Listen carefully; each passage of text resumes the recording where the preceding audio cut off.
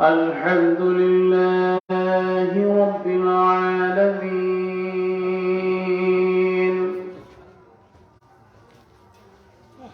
والصلاة والسلام على رسوله الكريم،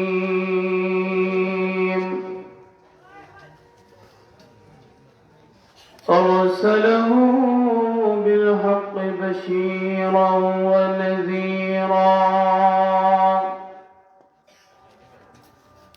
وداعيا إلى الله بإذنه وسراجا منيرا.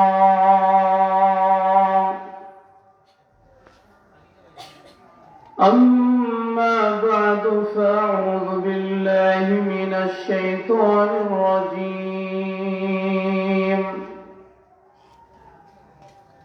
بسم الله الرحمن الرحيم.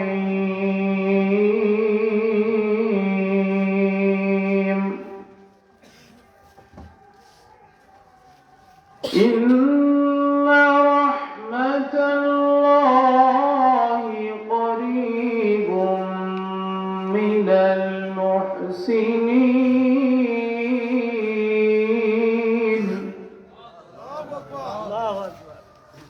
صدق الله المولانا العظيم. وقال رسول الله صلى الله عليه وسلم في الحديث الشريف: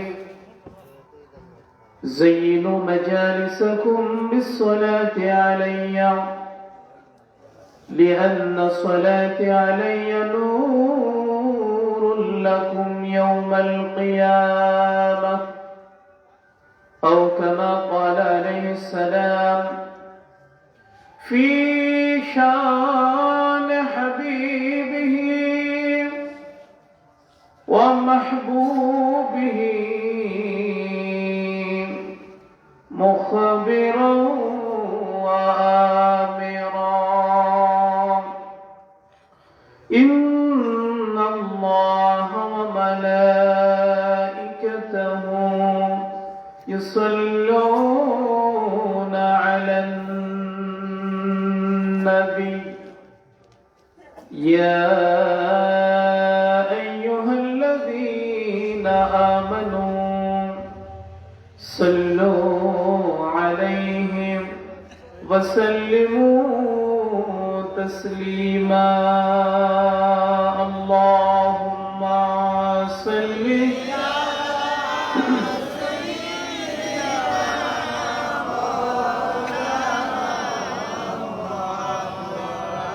وعلى آل سيدنا مولانا.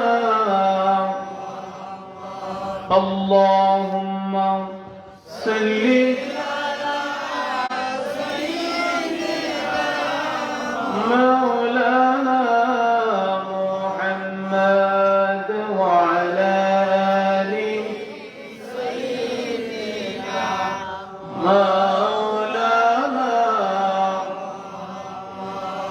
صبح طیبہ میں ہوئی بچتا ہے پر نور کا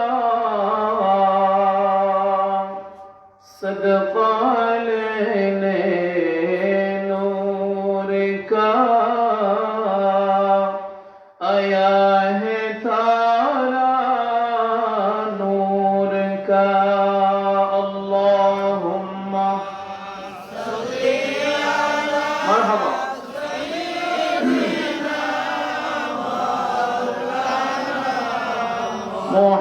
محمد وعلى آل سيدنا مولانا محمد.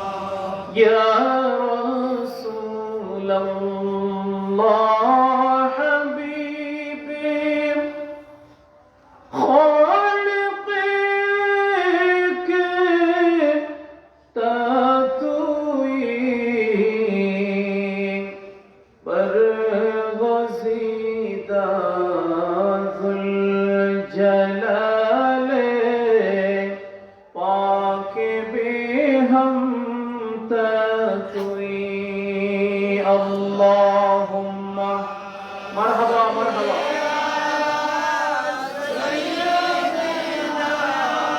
مولانا محمد وعلى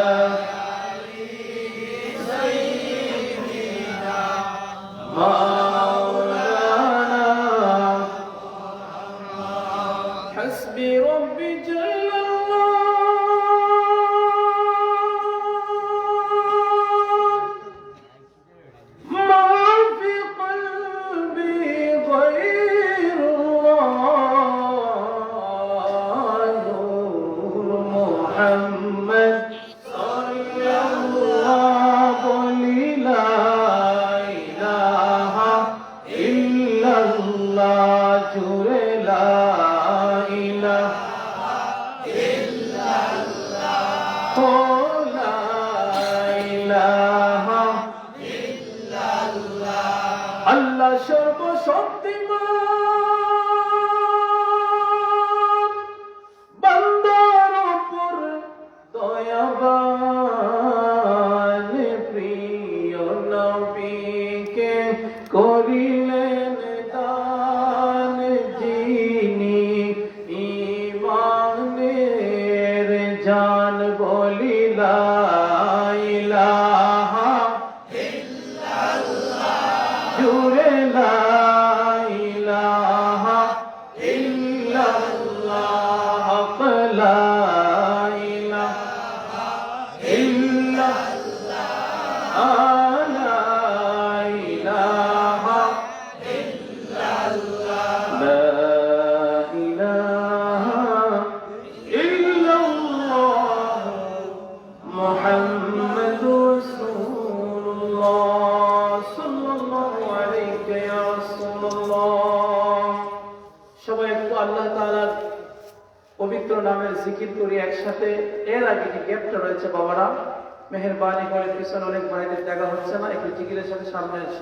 আল্লাহ আল্লাহ আল্লাহ আল্লাহ আল্লাহ আল্লাহ আল্লাহ আল্লাহ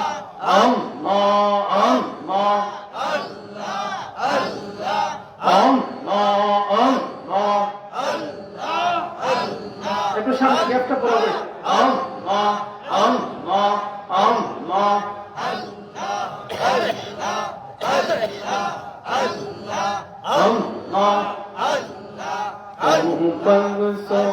সুবহান কে পাহাড়ে গজিতে তোমার শান আল্লাহ আল্লাহ সবাই একসাথে আল্লাহ আল্লাহ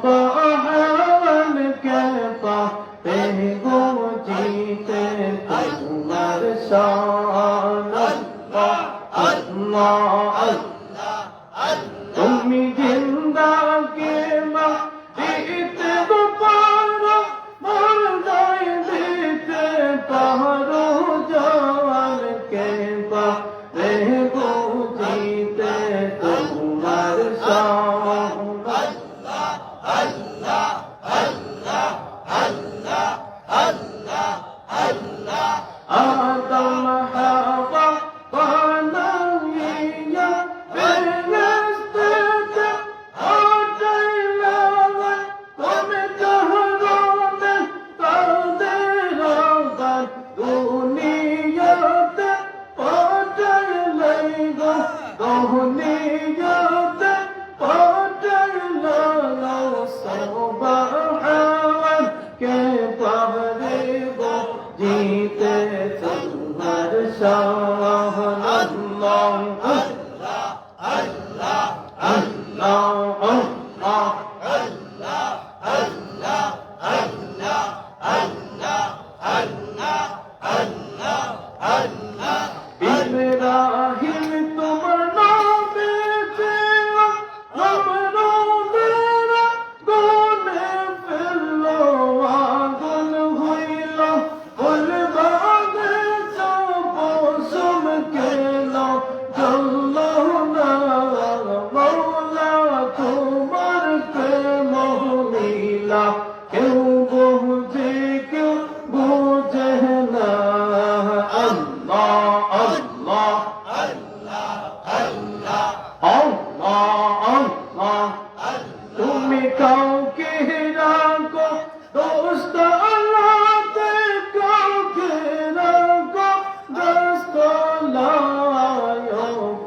সুবহান কে পারে বুঝিতে তোমার শান আল্লাহ আল্লাহ আল্লাহ আল্লাহ मेरी नस्ल पाक में है बच्चा बच्चा नूर का अल्लाह अल्लाह तुम्हें आईने नूर तेरा सब घराना नूर का अल्लाह अल्लाह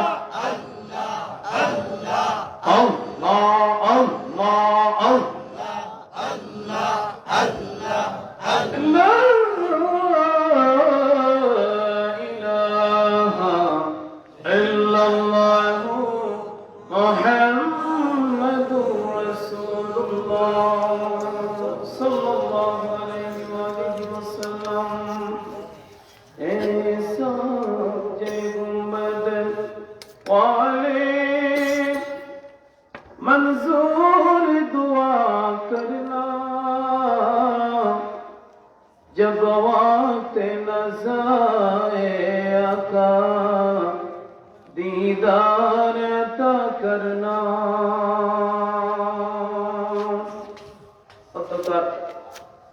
पीर कामिल अलहाज हजरत मौलाना मोहम्मद मुंतजुल्लाह रहमतुल्लाहि अलैहि खलीफा बगदादी उनार सुजुक्त खलीफा अलहाज हजरत मौलाना मोहम्मद আব্দুল নূর সাহেব ও এলাকার সকল মুর্দাগান রিসালের সওয়াব উপলক্ষে এবছর নিয়ে নবম বার্ষিকী ওয়াজ ও দোয়ার মাহফিলের মুআজ্জিজ মুহতারাম সভাপতি হযরত মৌলানা আহমদ আলী সাহেব সানি ইমাম উত্তরসুর লালবাগ মসজিদ। আল্লাহ তাআলা হুজুরের হায়াতের মধ্যে লাখ কোটি বরকত দিন, সবাই বলেন আমিন। মাহফিলের সভাপতি আলেম হলে ভালো হয়, কথা ঠিক কিনা বলেন? কারণ ওয়াজ মাহফিল আলেম ওলামা কোন ধরনের ভুল করলে আলেমরা দরিয়ে দিতে পারবে, সহজ হয়। খুব সুন্দর হয়েছে আলহামদুলিল্লাহ।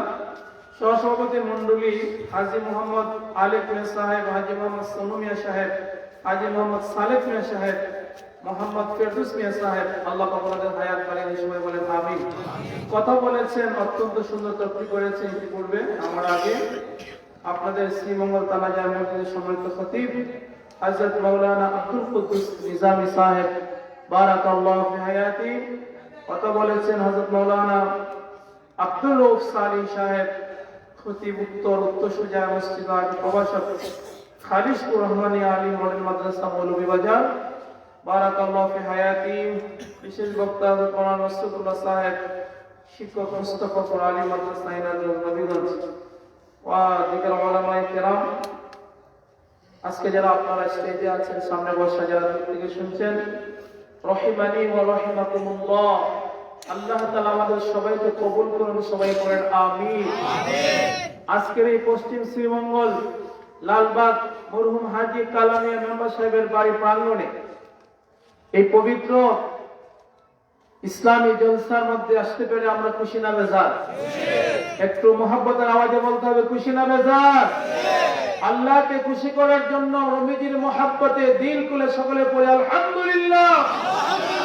এই আওয়াজে মানি না, মুসলমানের আওয়াজে বলে আলহামদুলিল্লাহ। নারে তাকবীর, নারে রিসালাত। আপনারা যদি ঘুমায় যান, আমি যদি কথা বলি, কথা কি বুঝবেন? এই জন্য আগে আপনারা একটু প্রস্তুত করলাম। না আলহামদুলিল্লাহ। কার কার ঘুম ধরছে যে কার তোলা? আমি আমার বয়ান শুরু করার আগে আপনাদের কাছ থেকে একটা ওয়াদা নিতে চাই। যেহেতু আপনাদের মেহমান, আমরা দূর থেকে আসছি, শেষ পর্যন্ত আখেরি মুনাজাত করে যাবেন, সবাই ওয়াদা করেন ইনশাআল্লাহ, নাকি এর আগেই চলে যাবেন? ওয়াদা করেন ইনশাআল্লাহ, একেবারে আখেরি মুনাজাত করে তাবাররুক খেয়ে ইনশাআল্লাহ আজকে চোখের জলে বুকবাসী মাহফিল থেকে ইনশাআল্লাহ বিদায় নেব ইনশাআল্লাহ।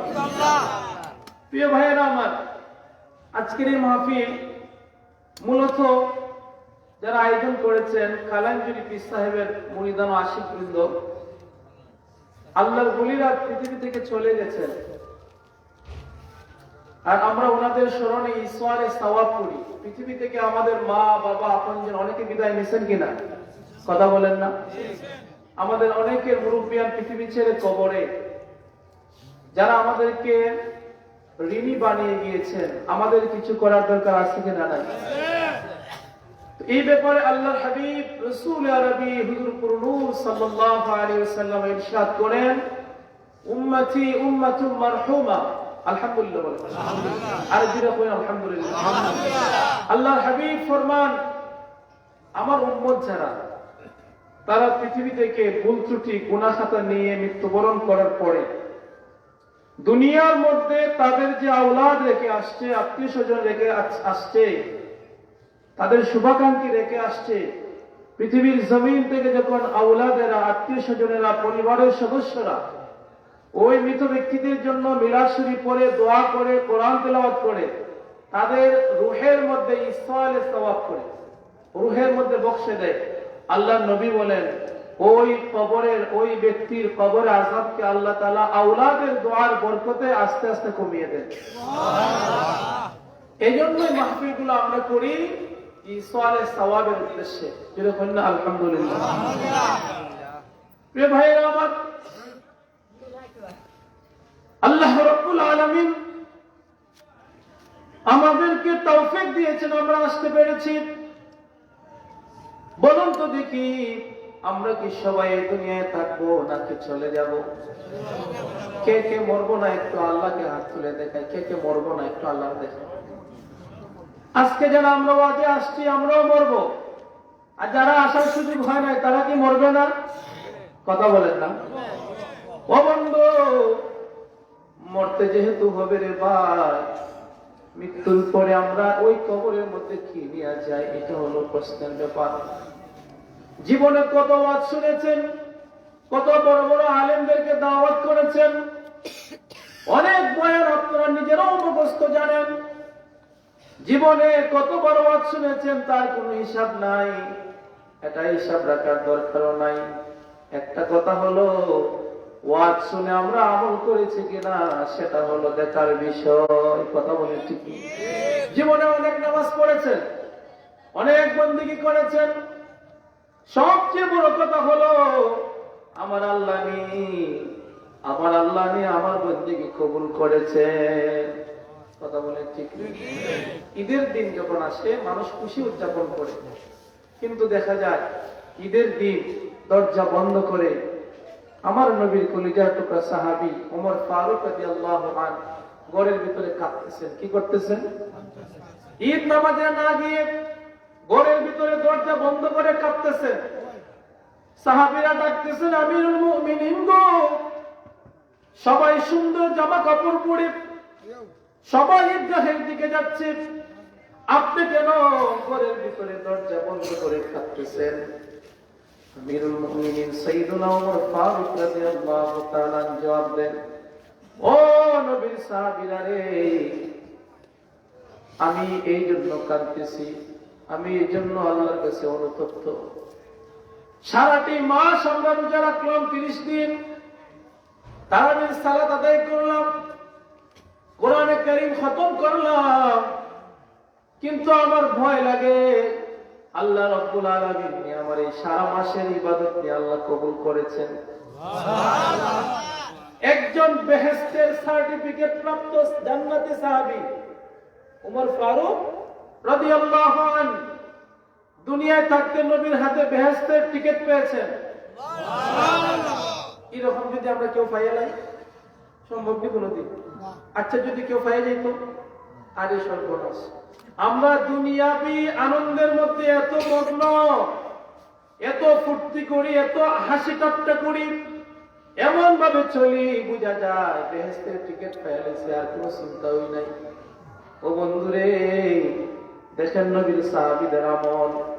ঈদের দিন খুশি উদযাপন না করে ঘরের দরজা বন্ধ করে কাঁদেন আর আল্লাহর কাছে দোয়া করেন, আল্লাহ তুমি না আমার বন্দেগী কবুল করেছো। ও বন্ধু, এজন্য বলতে চাই, ওয়াজ মাহফিলটা সাধারণ কোনো মজলিস নয়। আমার ভাইয়েরা, যদি ওয়াজ মাহফিল না করাই তো এটা কারো কোনো কিছু আসে যায় না। কেন তারা আয়োজন করেছেন? একটাই উদ্দেশ্য, আলেম ওলামারা আসবেন, কোরআন হাদিস থেকে বয়ান করবেন, এলাকার মুসলমানরা তা শুনে আমল করে উপকৃত হবে। কথা ঠিক নেই? আইলাম আর গেলাম, টাইম পাস করলাম না, এরকম নিয়ত। মনে রাখবেন, জেনে রাখবেন, আমার নবী সাল্লাল্লাহু আলাইহি ওয়া আলিহি ওয়াসাল্লাম আল্লাহর কোরআনের পরে যে কিতাবের মর্যাদা, ওই কিতাবের নাম হলো সহিহ আল বুখারী। কিতাবের নাম কি? এত বিশাল কিতাব, কুরআনও 30 পারা, বুখারী শরীফও 30 পারা। এই বিশাল হাদিসের কিতাব, যে হাদিস দিয়ে উনি শুরু করেছেন সেটা হলো ইন্নামাল আমালু বিন্নিয়াত। যে যেরকম নিয়ত করবে, নিয়ত অনুযায়ী সে আমলের বরকত পেয়ে যাবে। ও বন্ধু, ও শ্রীমঙ্গল এলাকার বাবারা, ভাইয়েরা, বন্ধুরা, মা বোনেরা গো, জেনে রাখুন, মনে রাখুন, অন্তরের কান দিয়ে শুনুন রে ভাই। এই দুনিয়াটা বেশি দিনের না। কত বছরে আমরা আর বাঁচবো?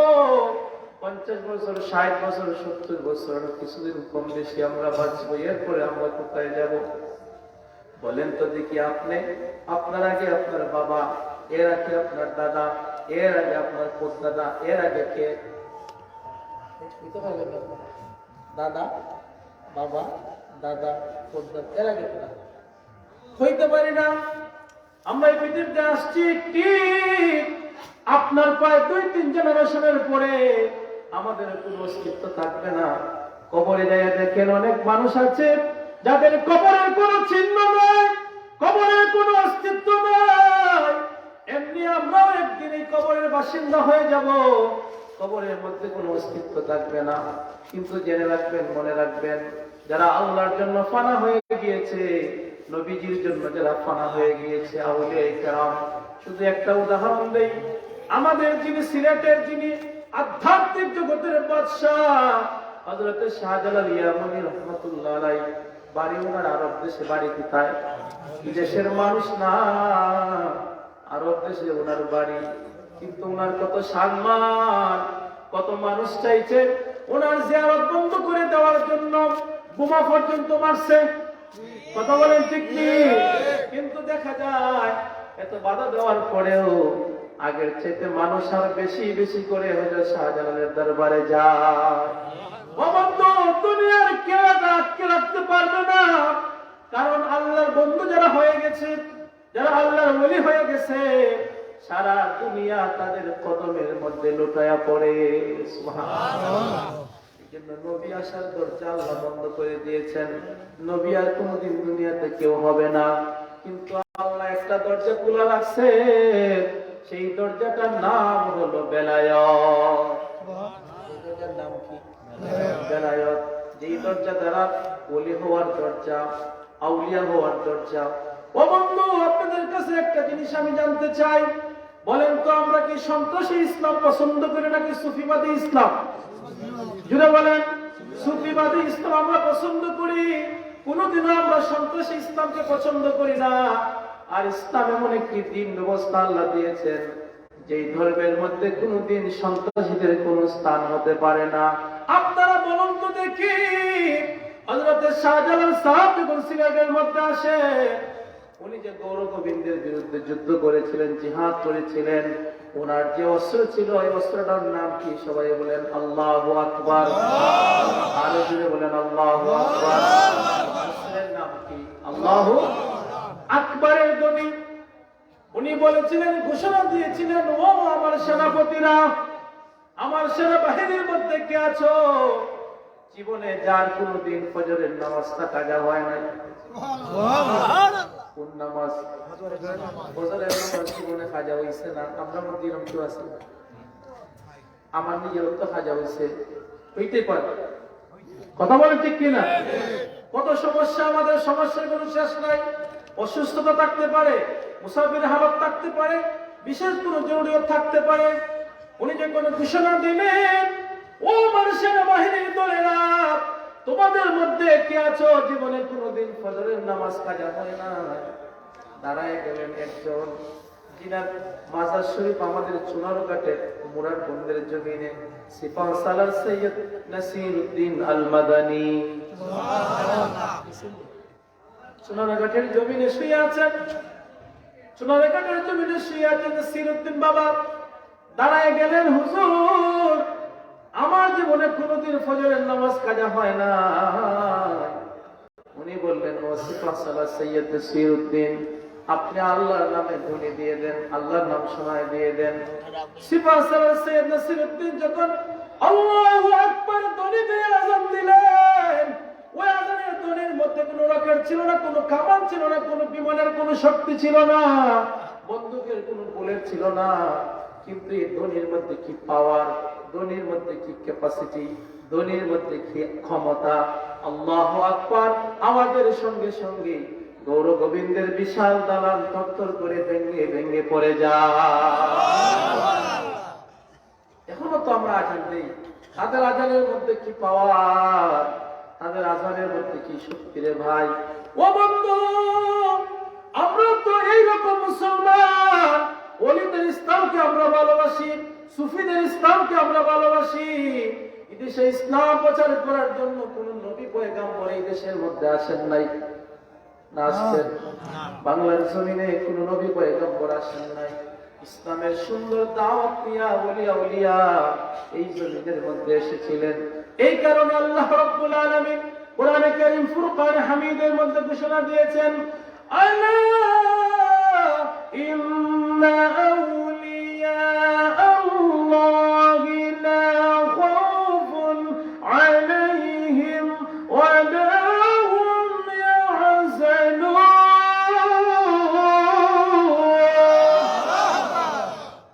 আল্লাহ বলেন, সাবধান হয়ে যাও, সাবধান হয়ে যাও রে বা পৃথিবীর মানুষ, আমার ওলিদের ব্যাপারে সাবধান। ওলি মানে বন্দুক, ওলি মানে কি? কথা বলেন না, তার বন্ধু আল্লাহ। যিনি বন্ধু হয়ে যান, আমার আল্লাহ বলেন তার কোনো ভয়ও নাই, তার কোনো চিন্তাও না। এটা শুধু একটা মিসাল বললাম। ইতিহাস প্রমাণ করে সেনাপতি সিপাহ সালার মৃত্যুর আগে উনি বলে গিয়েছিলেন, আমার পরিবারের সদস্য, আমার হিতাকাঙ্ক্ষী যারা আছো, আমার মরণের পরে আমার লাশটা তোমরা উত্তর দক্ষিণে দাফন না করিয়া পূর্ব পশ্চিমে দিবা। আমরা বললে কোন দিকে দাফন করি? মুসলমান বললে কোন দিকে? উত্তর দক্ষিণে দাফন করতে হয়, এটা সুন্নাত। মাথাটাকে উত্তরে আর পাতাকে দক্ষিণ দিকে, এটা হলো মাসালা। কিন্তু উনি ওসিয়ত করে গিয়েছেন, আমার মরণের পরে আমার লাশটা তোমরা পূর্ব পশ্চিমে তোমরা দাফন করে দিবা। দেখা গেল ওনার মৃত্যুর পরে আলেম ওলামারা আসলেন, ফতোয়া দিলেন, এটা তো বেগায়ের শরীয়ত, শরীয়ত বিরোধী কাজ।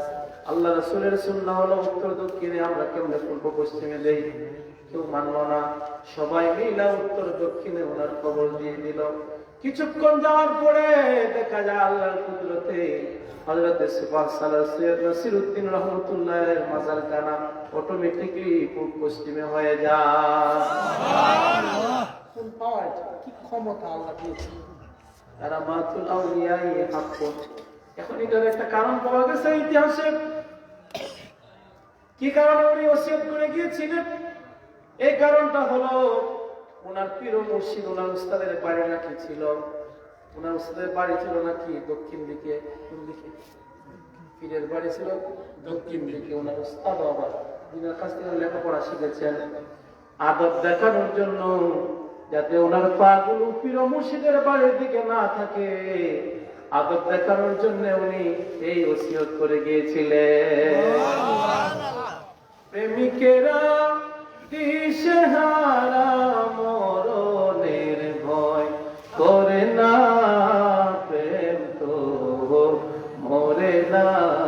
ওরে প্রেমিকেরা প্রেমে মরা মরণের ভয় করে না, প্রেম তো মরে না। ও শ্রীমঙ্গলের বাবার মায়েরা রে, আপনারা একটু আল্লাহকে হাত তুলে দিয়ে দেখেন আমরা মরবো কিনা, বলেন সবাই। আল্লাহকে হাত তুলে দিয়ে দেখেন আমরা বলবো কিনা বলেন? নারায়ে তাকবীর। আমার কথা হলো মরণ যেহেতু লাগবে রে ভাই, মরণ যেহেতু লাগবে মরতেই হবে। আপনারা বলেন তো শুধু কি রুগী মরে না ডাক্তারও মরে? কথা বন্যা এখন দেখা যায় এক ব্যক্তির বড় বেমার হয়েছে, অনেক বড় রোগী, এবার গেছে চেন্নাই, তাই গেছে চেন্নাই ইন্ডিয়াতে চিকিৎসার জন্য। ও বন্ধু, ইন্ডিয়াতে যাওয়ার পরে দেখা যায় যে ডাক্তারের কাছে গেছে, এই ডাক্তার মারা গেছে। এখন কার কাছে চিকিৎসা নিত? আমরা দেখা যায় কোন বিমার হলে, অসুস্থ হলে আগে ডাক্তারের দিকে দৌড়াই। আমার আল্লাহ বলে, ও বান্দা, তুমিও তো এক মরণেওয়ালা, ডাক্তারও তো এক মরণেওয়ালা, এক মরণে বুঝি এক মরণের কাছে যাও। তোমার তো উচিত ছিল আগে তুমি আমার কাছে আসবা। আমি তো সব রোগের চিকিৎসা দিয়েছি আমার কোরআনের মধ্যে। আল্লাহ তাআলা বলেন, ওয়ানুনাজ্জিলু মিনাল কুরআনি মা হুয়া শিফাউন ওয়া রাহমাতুল লিল মুমিনিন। আল্লাহ বলেন, এমন কোন রোগ নাই, এমন কোন রোগ নাই, এমন কোন বিমার নাই যেই বেমারের চিকিৎসা আল্লাহ কোরআনের মধ্যে দেন না। সব রোগের চিকিৎসা আছে। আমরা কোরআনের কাছে আগে আসি না, কোরআনের আশ্রয়ে আমরা আগে আসি না, আগে আমরা মানুষের কাছে দৌড়াই। মুসা আলাইহিস সালাম অসুস্থ হয়ে যাওয়ার পরে আল্লাহ ওনাকে বলেছিলেন, ওগো কালিমুল্লাহ, পাহাড়ের মধ্যে যান, একটা গাছের নাম বলে দিলেন, ওই গাছটার একটা জ্বর নিয়ে এই জ্বরটা মূলটা নিয়ে আপনার শরীরের মধ্যে স্পর্শ করবেন, দেখবেন আপনার রোগ ভালো হয়ে গেছে। মুসা কালিমুল্লাহ আলাইহিস সালাম আল্লাহ হুকুম পায়া পাহাড়ের মধ্যে দৌড়ান। সেখানে যাওয়ার পরে উনি যখন নির্ধারিত গাছের এই শিকড়টা নিয়ে শরীরের মধ্যে লাগাইলেন, সঙ্গে সঙ্গে ওনার রোগ ভালো হয়ে গেল, সঙ্গে সঙ্গে রূপটা ওনার ভালো হয়ে গেল। আর কোরআনে আরেক আয়াতে আল্লাহ বলেন, ওয়াইযা মারিদতু ফাহুয়া ইয়াশফিন। আমি যখন অসুস্থ হই কে ভালো করেন? সবাই তো বলেন না কে ভালো করেন? আরো জুড়ে বলেন কে ভালো করেন? মুসা আলাইহিস সালাম কিছুদিন পরে আবার অসুস্থ হয়ে গেলেন। এখন দেখা যায় নিজের থেকে উনি দৌড় মারছেন ওই গাছের গোড়ায়, পাহাড়ে যাই গাছের শিকড় লাগাইলেন শরীরের মধ্যে। এখন তো রোগ ভালো হয় না। কি ব্যাপার আল্লাহ গো, বুঝলাম না, প্রথমবার আমি স্পর্শ করলাম, রোগ কমে গেল, সেম গাছের জ্বর, সেম গাছের শিকড়, এখন কেন আমার রোগ ভালো হয় না? আল্লাহ তাআলা জানায় দিলেন, মুসা গো, প্রথমবার আমি আল্লাহর হুকুমে আপনি আসছিলেন, আর এখন আপনি নিজের থেকে আসছেন। আরো জোরে কন্যা কি মানে? এই দুনিয়ার স্কয়ার বলেন, কিন্তু বলেন, আর ইনসাফটা বলেন, যত বড় বড় ওষুধ কোম্পানি আছে, আপনি যতই ভালো কোম্পানি থেকে ওষুধ খান, ওষুধটা মাত্র ওসিলা। জোরে বলেন, ডাক্তার ওষুধ মাত্র ওসিলা, ভালো করার মালিককে। করোনায় কত বড় বড় ধনী মানুষ মারা গেল, যদি তারা চাইতো দুনিয়ার বড় বড় ওষুধ কোম্পানিও তারা কিনে নিতে পারত, কিন্তু এই দুনিয়ার কোন মেডিসিন তাদেরকে আটকায় রাখতে পারে নাই। ও বন্ধু, চোখের সামনে কত ঘটনা ঘটতেছে রে ভাই, বাস্তব কত ঘটনা ঘটতেছে। যেইভাবে আমরা দেখেছি ইদানিং এর ঘটনা, সাম্প্রতিক রিসেন্টলি যে ঘটনা ঘটছে তুরস্কের জমিনে, সিরিয়ার জমিনে 30 তালা 40 তালা বিল্ডিং মাটির নিচে চলে গেছে। আওয়াজ দিয়ে বলে ঠিক কিনা? ঠিক কিনা বলেন? এটা আমাদের চোখের সামনের ঘটনা, এটাও তো কিয়ামতের একটা আলামত। রাত্রেবেলা তারা ঘুমাইছে, বউ বাচ্চা নিয়ে, ফ্যামিলির সদস্যদেরকে নিয়ে তারা ঘুমাইছে, দেখা যায় আর ভোরের আলো তারা দেখতে পারে নাই। সবাই মিলে মাটির নিচে দশে গিয়ে দুনিয়া থেকে বিদায় নিয়েছে। আপনার পত্রিকা কাটিং করে দেখলাম প্রায় লক্ষের অধিক মানুষ এই ভূমিকম্পে দুনিয়া থেকে বিদায় নিয়েছে। আরো যে কত মানুষ মাটির নিচে তার কোনো হিসাব নাই। আমার আল্লাহ তো আমাদেরকে পরীক্ষার মধ্যে ফেলায় রাখছেন। আল্লাহ বলেন, বন্দারে আমি আসমান সৃষ্টি করেছি, এই আসমানের মধ্যে আমি কোনো ফাউন্ডেশন ফাউন্ডেশন দেই নাই। তুমি যে 10 তলা বিল্ডিং বানাইছো, কত ফাউন্ডেশন দিলা, এই ফাউন্ডেশন তোমার টিকে না। এই পৃথিবীটা আল্লাহ তাআলা ঝুলন্ত করে রাখছেন, ঝুলন্ত অবস্থায়, কোনো সাপোর্ট নাই। এই পৃথিবীটা পানির উপরে ভাসমান। কিসের উপরে? পানির উপরে ভাসমান। কথা ঠিক নেই? পানি থেকে আসে। আবার পানির নিচে আছে আগুনের স্তর। কিসের স্তর? 24 ঘন্টা আল্লাহর কুদরতি ভাবে আগুন জ্বাল দিচ্ছে, এই জন্য পানিটা লিকুইড হচ্ছে। যদি আগুন না হতো, এই দুনিয়ার নিচের সমস্ত পানিগুলা আইস হয়ে যাইতো। কি হয়ে যাইতো? আইস হয়ে যাইতো। আমরা নিচ থেকে পানি পাইতাম না। বন্ধুরে, আল্লাহ তাআলা এইভাবে চতুর্দিকে উপরে নিচে ডানে বামে সামনে পিছনে আমরা যেই দিকে চাই, আল্লাহ তাআলা বলেন আইনামা তুওয়াল্লু ফাসাম্মা ওয়াজহুল্লাহ। বান্দা, তুমি যেই দিকে চাইবা, আমি আল্লাহর কুদরত সেই দিকে রয়েছে। সূরা রহমান এক সূরা রয়েছে, এই সূরার মধ্যে তো আল্লাহ তাআলা এই আয়াতটা 33 বার উপরে বলেছেন। আল্লাহ বলেন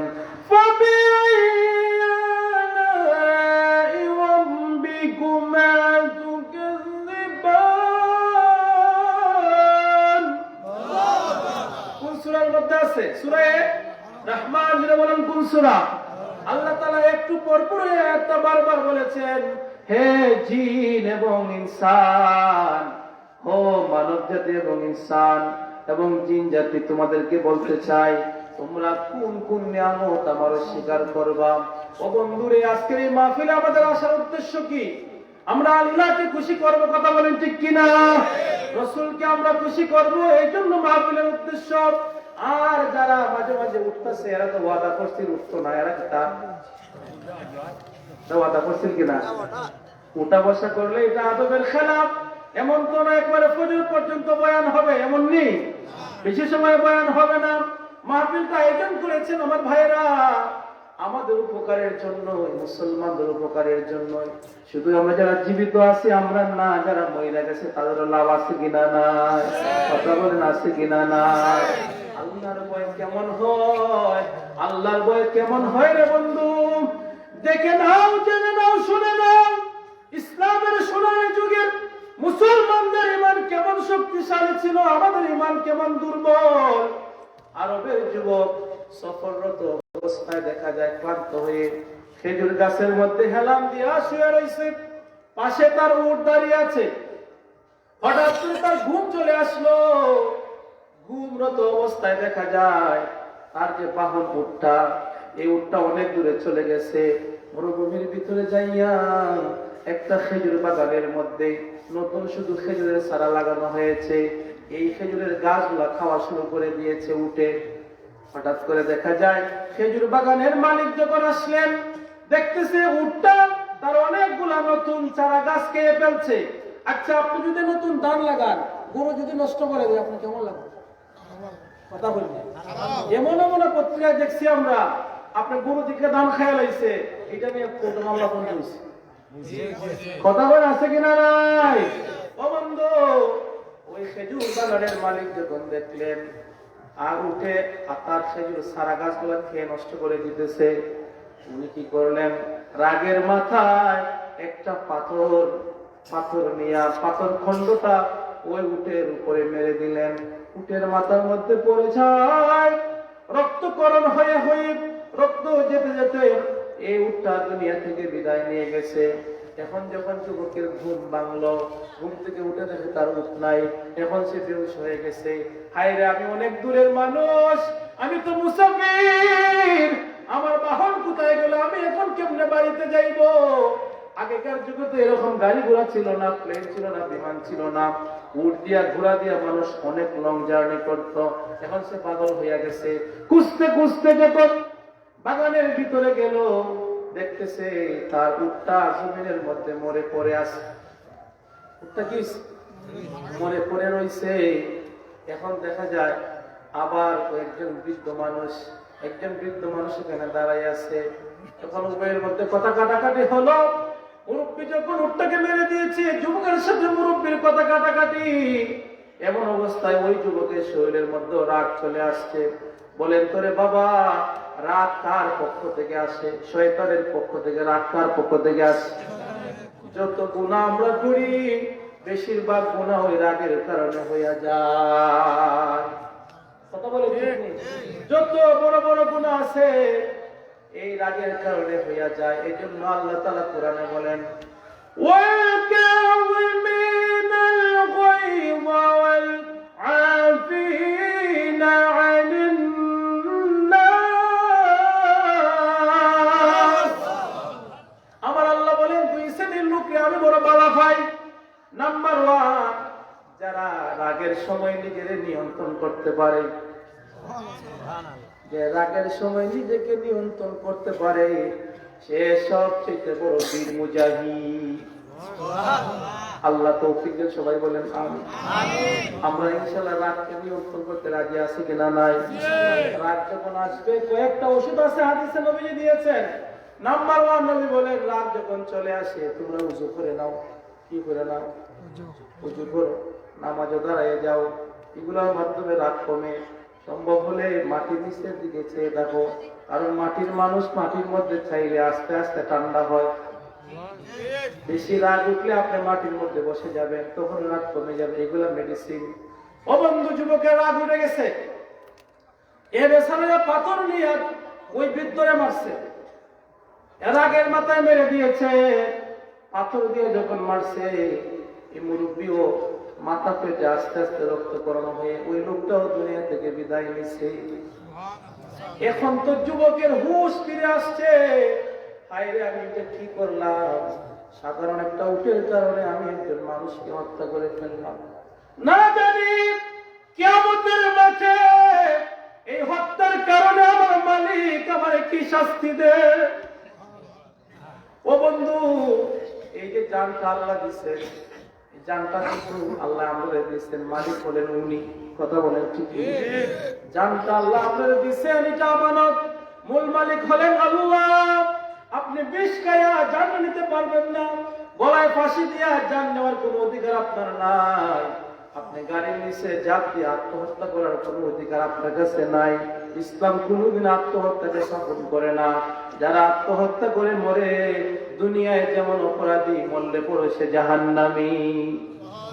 আল্লাহুম্মা সাল্লি আলা সাইয়্যিদিনা মুহাম্মদ। সবাই আল্লাহুম্মা সাল্লি আলা সাইয়্যিদিনা মুহাম্মদ। নবিয়্যিনা শাফিয়্যিনা সবাই আল্লাহুম্মা সাল্লি আলা মারহাবা মুহাম্মাদ নবিয়্যিনা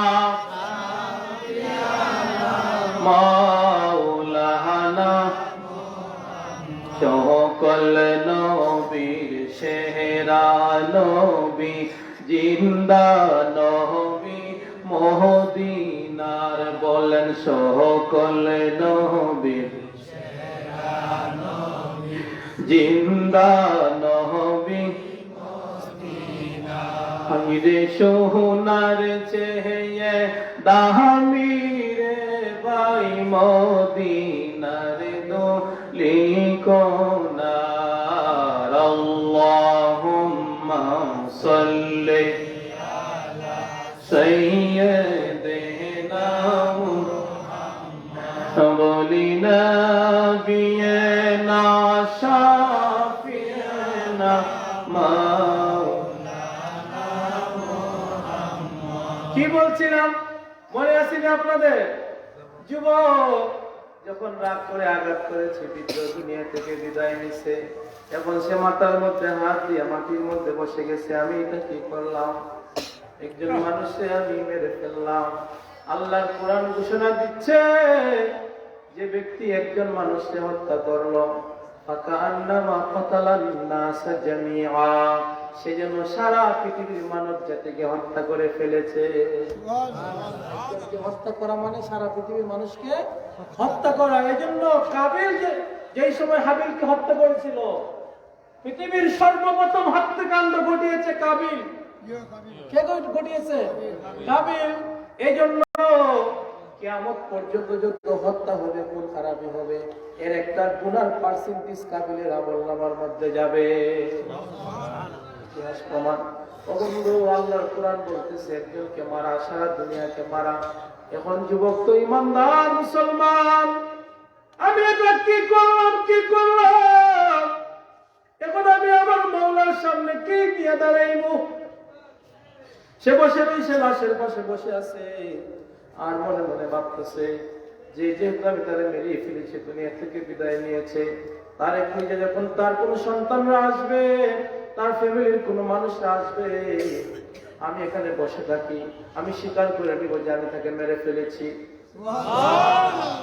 বিকাল বেলায় ওই বাগানের মালিকের সন্তানরা আসলো বাবাকে খুঁজা। আইসা দেখে একদিকে একটা উট পড়ে আছে মরা, আরেকদিকে তাদের বাবা দুনিয়া থেকে বিদায় নিয়ে রক্তকরণ হচ্ছে আর দুনিয়া থেকে বিদায় নিচ্ছে। এবার বাবার এই অবস্থা দেখে ছেলেদের মাথা ঠিক থাকতে পারেনি। বাবার লাশ পড়ে আছে, তারা কি করবে? যুবক বলতেছে, ও আমার ভাইরা, আমি আপনাদের বাবাকে হত্যা করেছি, আপনারা যে কোনো ধরনের শাস্তি দেন, আমি তা মাথা পেতে নিব। যুবককে গ্রেফতার করে নিয়ে যাওয়া হলো। ওই জমানার মধ্যে যিনি প্রধান বিচারপতি ছিলেন, যিনি সর্বোচ্চ আদালতের মালিক ছিলেন, তখন দায়িত্বে ছিলেন অর্ধ পৃথিবীর বাদশাহ সাইয়্যিদুনা ওমর ফারুক আযম রাদিয়াল্লাহু তাআলা আনহু। উনার দরবারে নিয়ে যাওয়া হয়েছে। গরম মানুষ, সুবহানাল্লাহ কইতেন না? ওমর কেমন গরম মানুষ, উনি এমন গরম মানুষ, উনি যে রাস্তা দিয়ে যাইতেন, শয়তান কোনোদিন ওই রাস্তা দিয়ে আসতো না। শয়তান পর্যন্ত যাকে ভয় পায়, উনি হলেন ওমর ফারুক আযম রাদিয়াল্লাহু তাআলা। যেই সময় মিশরের নীল নদীর প্রতি বছর একজন যুবতী নারীকে জবাই করে না দিলে ওই নদীর মধ্যে পানি আসতো না, কিন্তু ওমর ফারুক যখন ক্ষমতায় গেলেন, উনি নদীর কাছে চিঠি লিখলেন, খার কাছে নদীর কাছে চিঠি লিখলেন, এই নদী, আমি হলাম নবীর সাহাবী ওমর, আমি হলাম আল্লাহর বান্দা, আমি তোমাকে অর্ডার করতেছি, এখন থেকে তুমি কোনোদিন আর কোন যুবতীকে চাইবে না, কোন যুবতীর লাশ আর রক্ত তুমি চাইবে না। তুমি যদি ভালো মনে করো, এই বছর থেকে তুমি এমনি এমনি আল্লাহর হুকুমে পানি দিবে। ওমরের চিঠি যখন মিশরের নীল নদের মধ্যে ছেড়ে দেওয়া হলো, শুকনা নদীর মধ্যে সঙ্গে সঙ্গে পানি ভরে যায়। যিনি হলেন সেই ওমর, উনার দরবারে যুবককে বন্দী করে নেওয়া হলো। সাইয়্যিদুনা ফারুক আযম রাদিয়াল্লাহু তাআলা সাক্ষী প্রমাণে প্রমাণিত হয়ে গেল যুবক অপরাধী, যেহেতু সে নিজে স্বীকার করে নিয়েছে। কথা বলে ঠিক নেই? অপরাধী। ইসলামের মধ্যে আইন হলো, কোরআনের আইন হলো জানের বদলা জান। যে বলুন ঠিক নেই? জানের বদলা জান, এটাকে বলা হয় কিসাস। কেউ যদি কাউকে হত্যা করে, ইসলাম বলে তাকে ফাঁসি দিয়ে দিতে হবে, তাকে হত্যা করে ফেলতে হবে। ও বন্ধু, এটা কেন আল্লাহ করেছে? এটা এই জন্যই করেছে, আমার আল্লাহ রাব্বুল আলামিন জানেন বান্দার কল্যাণ। যদি কোনো মানুষকে হত্যার অভিযোগে তাকে ফাঁসি দেওয়া হয়, তাহলে তার কাছ থেকে দুনিয়ার মানুষেরা শিক্ষা নেবে যে আমি যদি এরকম কাজ করি আমাকেও ফাঁসি দেওয়া হবে। ভয়ে যেইভাবে জিনা আইন করা হয়েছে, কেউ যদি জিনা করে আর যদি সাক্ষ্য প্রমাণে প্রমাণিত হয়ে যায়, তাহলে মহিলা হলে, সে যদি মহিলা হয়, তাহলে তাকে আপনি চাবুক মারতে হবে। যদি বিবাহিত হয়, শাস্তি বেশি। আপনি এই এতটুকু গলা পর্যন্ত মাটির মধ্যে গেড়ে মাথার মধ্যে পাথর মেরে হত্যা করতে হবে। ইসলামের আইন। যদি বিবাহিত হয়, আর যদি অবিবাহিত হয়, ইসলাম বলতে চাবুক তারে মারতে হবে, প্রকাশ্যে চাবুক মারতে হবে। ও বন্ধু, এই আইন যদি সমাজের মধ্যে চালু থাকতো, বলেন তো দেখি, আর জীবনে কেউ জিনা করার সাহস পাইতো? জুড়ে বলেন পাইতো নাকি? ইসলামটা কত সুন্দর ধর্ম আল্লাহ আমাদেরকে দিয়েছেন। দেখেন রে ভাই, এখন ওই যুবক তো ধরা খেয়ে গেছে, সাক্ষ্য প্রমাণে প্রমাণিত যে সে অপরাধী, তাকে ফাঁসি দেওয়া হবে। কোন দিন ফাঁসি দেওয়া হবে? বলে আগামী শুক্রবার জুমার নামাজের পরে। কোন দিন? শুক্রবার জুমার নামাজের পরে মসজিদে নববীর সামনে প্রকাশ্যে তাকে ফাঁসি দেওয়া হবে। দিন তারিখ ধার্য করা হলো। ওমর রাদিয়াল্লাহু তাআলা ওই যুবককে ফাঁসি দেওয়ার আগে তাকে বলতেছেন, ও ভাজান, তোমাকে বলতে চাই, তোমার মরণের আগে, ফাঁসি দেওয়ার আগে তোমার কোনো শেষ ইচ্ছা আসেনি? এরকম বলে না জল্লাদরা? যখন ফাঁসির আসামি হয় তখন তার অপশন দেওয়া হয়, মরার আগে তোমার কোনো শেষ ইচ্ছা আসেনি? বা যুবক দেখেন কত পরহেজগার আল্লাহওয়ালা, যদি সে পরহেজগার না হতো কোনোদিন তো স্বীকার করতো না, লোকায়া পালায় যাইত। কথা বলে ঠিক? বলতেছে, আমিরুল মুমিনিন গো, আমার কোনো শেষ ইচ্ছা নাই, তবে আমার একটা, আপনার কাছে আমার একটা ফরিয়াদ। বলে কি ফরিয়াদ? আমার বাড়ি তো অনেক দূরে, আমার বাড়ির পাশে একটা দোকান ছিল, ব্যবসা প্রতিষ্ঠান, সেটা ছিল ইহুদির দোকান। ওই ইহুদির দোকান থেকে আমি অনেকগুলা বাকি টাকা পয়সা দেয়া অনেকগুলো জিনিস নিয়েছিলাম, তার টাকা আমি দেই নাই। আপনি যদি আমার সুযোগ দেন, আমি আগে বাড়িতে যাই আর ওই ইহুদির ঋণটা আগে পরিশোধ করে আসবো। মরণ সামনে তার, কিন্তু ঋণের কথা বলে নাই। এটা হলো ইসলাম, এটা হলো নবীর আদর্শ। ও বন্ধুরে, নামাজ পড়েন না, আল্লাহ তো চাইলে আপনারা মাফ করে দিতে পারবেন। কথা বলেন ঠিক? নামাজ পড়ে না কিন্তু অস্বীকার তো করে না, তারপরে আমল করতে পারে না কিন্তু অস্বীকার করে না। আল্লাহ বলে, এটা আমার হক, আমি চাইলে তোমার তো মাফ করে দিতে পারি, কিন্তু আমার বান্দার কোনো হক নষ্ট করলে আমি আল্লাহ জীবনে কোনোদিনও মাফ করব না।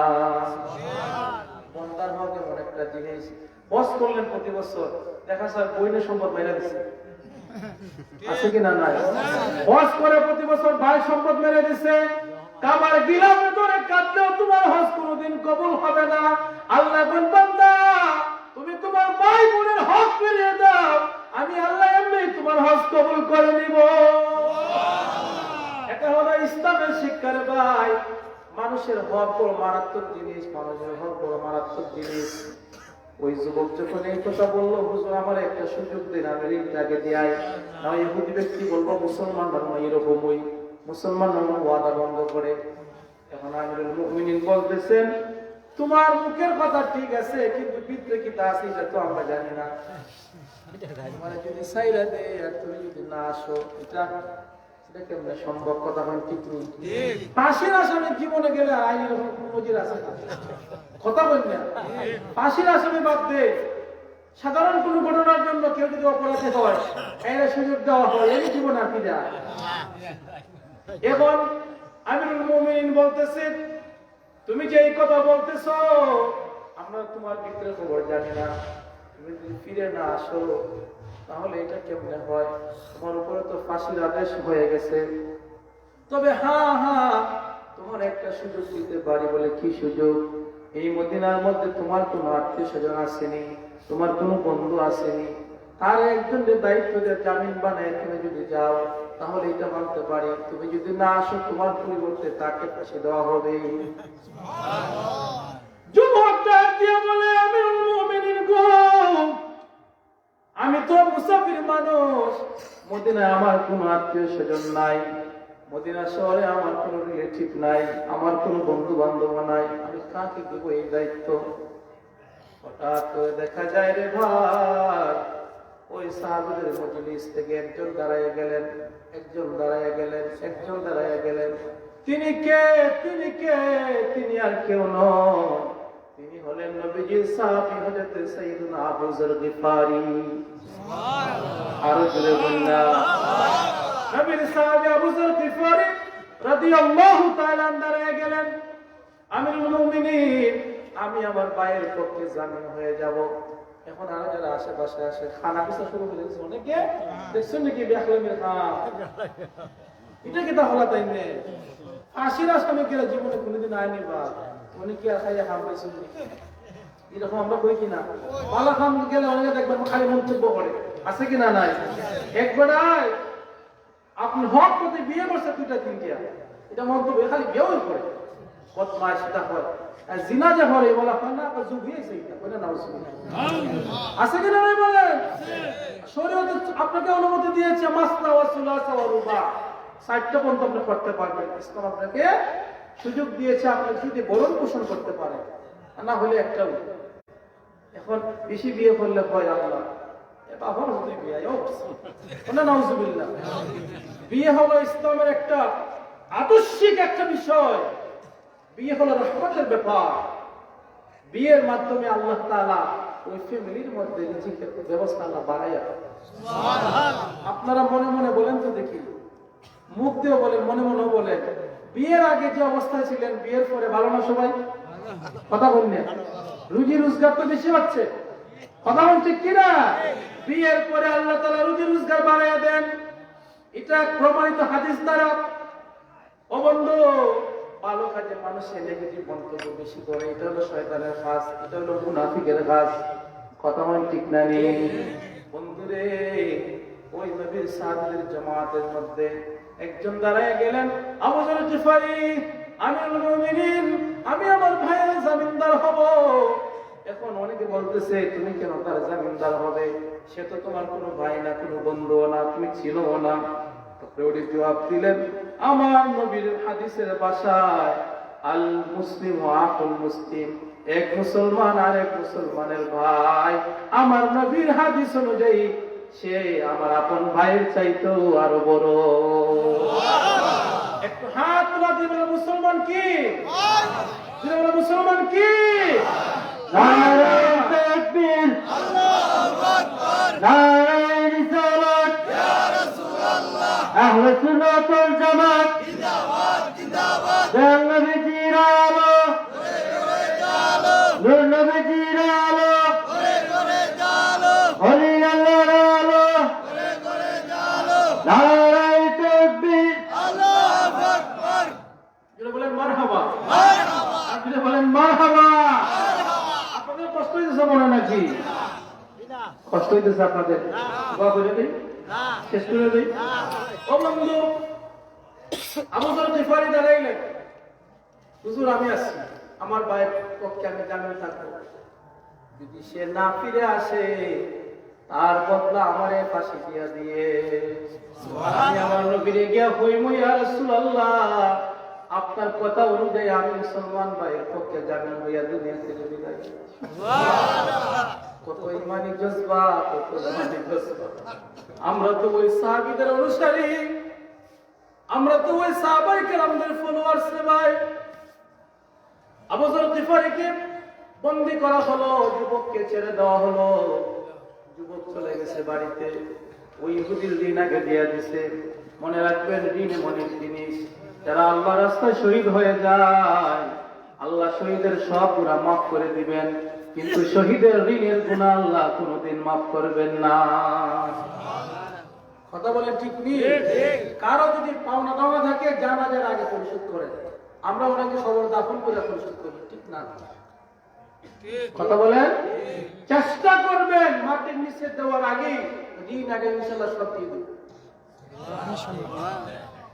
আর বাকি আমরা ক্ষমানবেন বাকি ক্ষম খাইবেন যদি মারা যায় কথা বলেন আর আমরা বাকি যদি কেউ না দিতে পারে আমি তো আল্লাহর কাছে জামিন হয়ে যাব দেখেন দেখেন এর মধ্যে একটা কথা বলতে হয় এক আল্লাহওয়ালা ব্যক্তি উনি একজনের বাড়ি থেকে দাওয়াত খাইছে দাওয়াত খাইতে যাওয়ার সময় আরেকজনের বেড়া থেকে বেড়া বললি আপনারা যে আমরা বেড়া বেড়া আছে না নাই আচ্ছা মানে সিলেটের ভাষা বেড়া আমি তো সিলেটের মানুষই দেখা গেল বেড়ার থেকে একটা গুড় ছিটতে গিয়া আপনাকে দাঁত খিলাম নিছে নিয়ে মাংস সাফ করতেছে মাংস লাগে না যাচ্ছে সাফ করতেছে চলে গেছে কিছুদিন পরে দুনিয়া থেকে বিদায় নিছে উনার কোন আত্মীয় তারে স্বপ্ন দেখতেছে আল্লাহ তোমার সাথে কিরকম আচরণ করছে তুমি তো অনেক আমলদার পরহেজগার মানুষ ছিলা বলে আল্লাহ আমার সব মাফ করে দিছে কিন্তু আমি যে একদিন ওই দাওয়াত খাই আসার সময় আরেকজনের বেড়া থেকে তার অনুমতি ছাড়া একটা দাঁতের খিলাল নিয়ে দাঁত খিলাল করছিলাম, এই কারণে আল্লাহ আমারে ধরছে। সাধারণ মামুলি একটা দাঁতের খিলালের জন্য কবরের মধ্যে আল্লাহ তাকে ধরছে। আর আমরা অনুমতি ছাড়া কত মানুষের কত কিছু নিয়ে যাই, রাইতের বেলা টাকা করে লাগে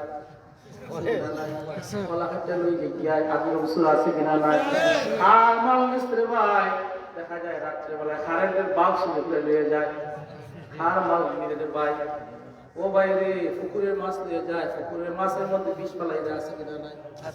আরে ভাই তুই যদি জানতে এটা কত বড় অপরাধ, জীবনে অন্যায় করতে না, ও তোর নিজের টেনশন তোমার, আল্লাহ তো তোমারে পাঠাইবার 50,000 বছর আগে আল্লাহ তোমারে পাঠাই আছে। মার্কেটে তুমি কোনো চাকরি করতে না, তোমার কোনো বেতন ভাতা ছিল না, সেখানেও তো 10 মাস 10 দিন আল্লাহর কুদরতে আল্লাহ তোমারে খাওয়াইছেন। তুমি যখন দুনিয়াতে আসছো তখনও তো তুমি কোনো চাকরি করতে না, তোমার কোনো বেতন ভাতা ছিল না, আল্লাহর কুদরতে আল্লাহ তোমারে খাওয়াইছেন, পান করাইছেন। তোমার তো সাধারণ একটা ছোট্ট একটা ফ্ল্যাট, কিন্তু এর চেয়ে বড় বড় ফ্ল্যাটের মালিক হলো হাতি, তারপরে পানির নিচে তিমি, কথা বলি না, বড় বড় মাছ, বড় বড় পশু পাখিরা, এদের তো কোনো ব্যাংক ব্যালেন্স নাই, পুবালি অগ্রণী সোনালী ব্যাংকে কোনো অ্যাকাউন্ট আসেনি এদের, কিন্তু আল্লাহ দেখেন এদেরকে খাওয়াইতেছেন। একটা বড় হাতি প্রতিদিন পানিও খায় 40 মিনিট, খালি পানিও খায় 40 মিনিট, বড় একটা হাতি, তাহলে তার খানিটা কত বড়, আল্লাহ খাওয়াইতেছেন। পানির নিচে আপনার ডিসকভারি জিওগ্রাফিক চ্যানেলে দেখেন আপনারা কত বড় বড় প্রাণীরা, কত জাতের প্রাণীরা তারা চলতেছে, আল্লাহর কুদরতে আল্লাহ সবাইকে খাওয়াইতেছেন।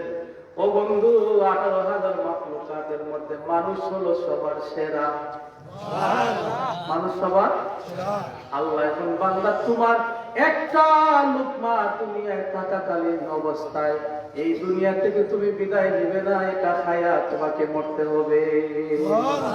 একটা লুকমা বাকি থাকতে তুমি মরবে না। আর যখন লুকমা শেষ হয়ে যাইব, চামচ দিয়া খেলায়ও ভিতরে পানি দেওয়া যাবে না।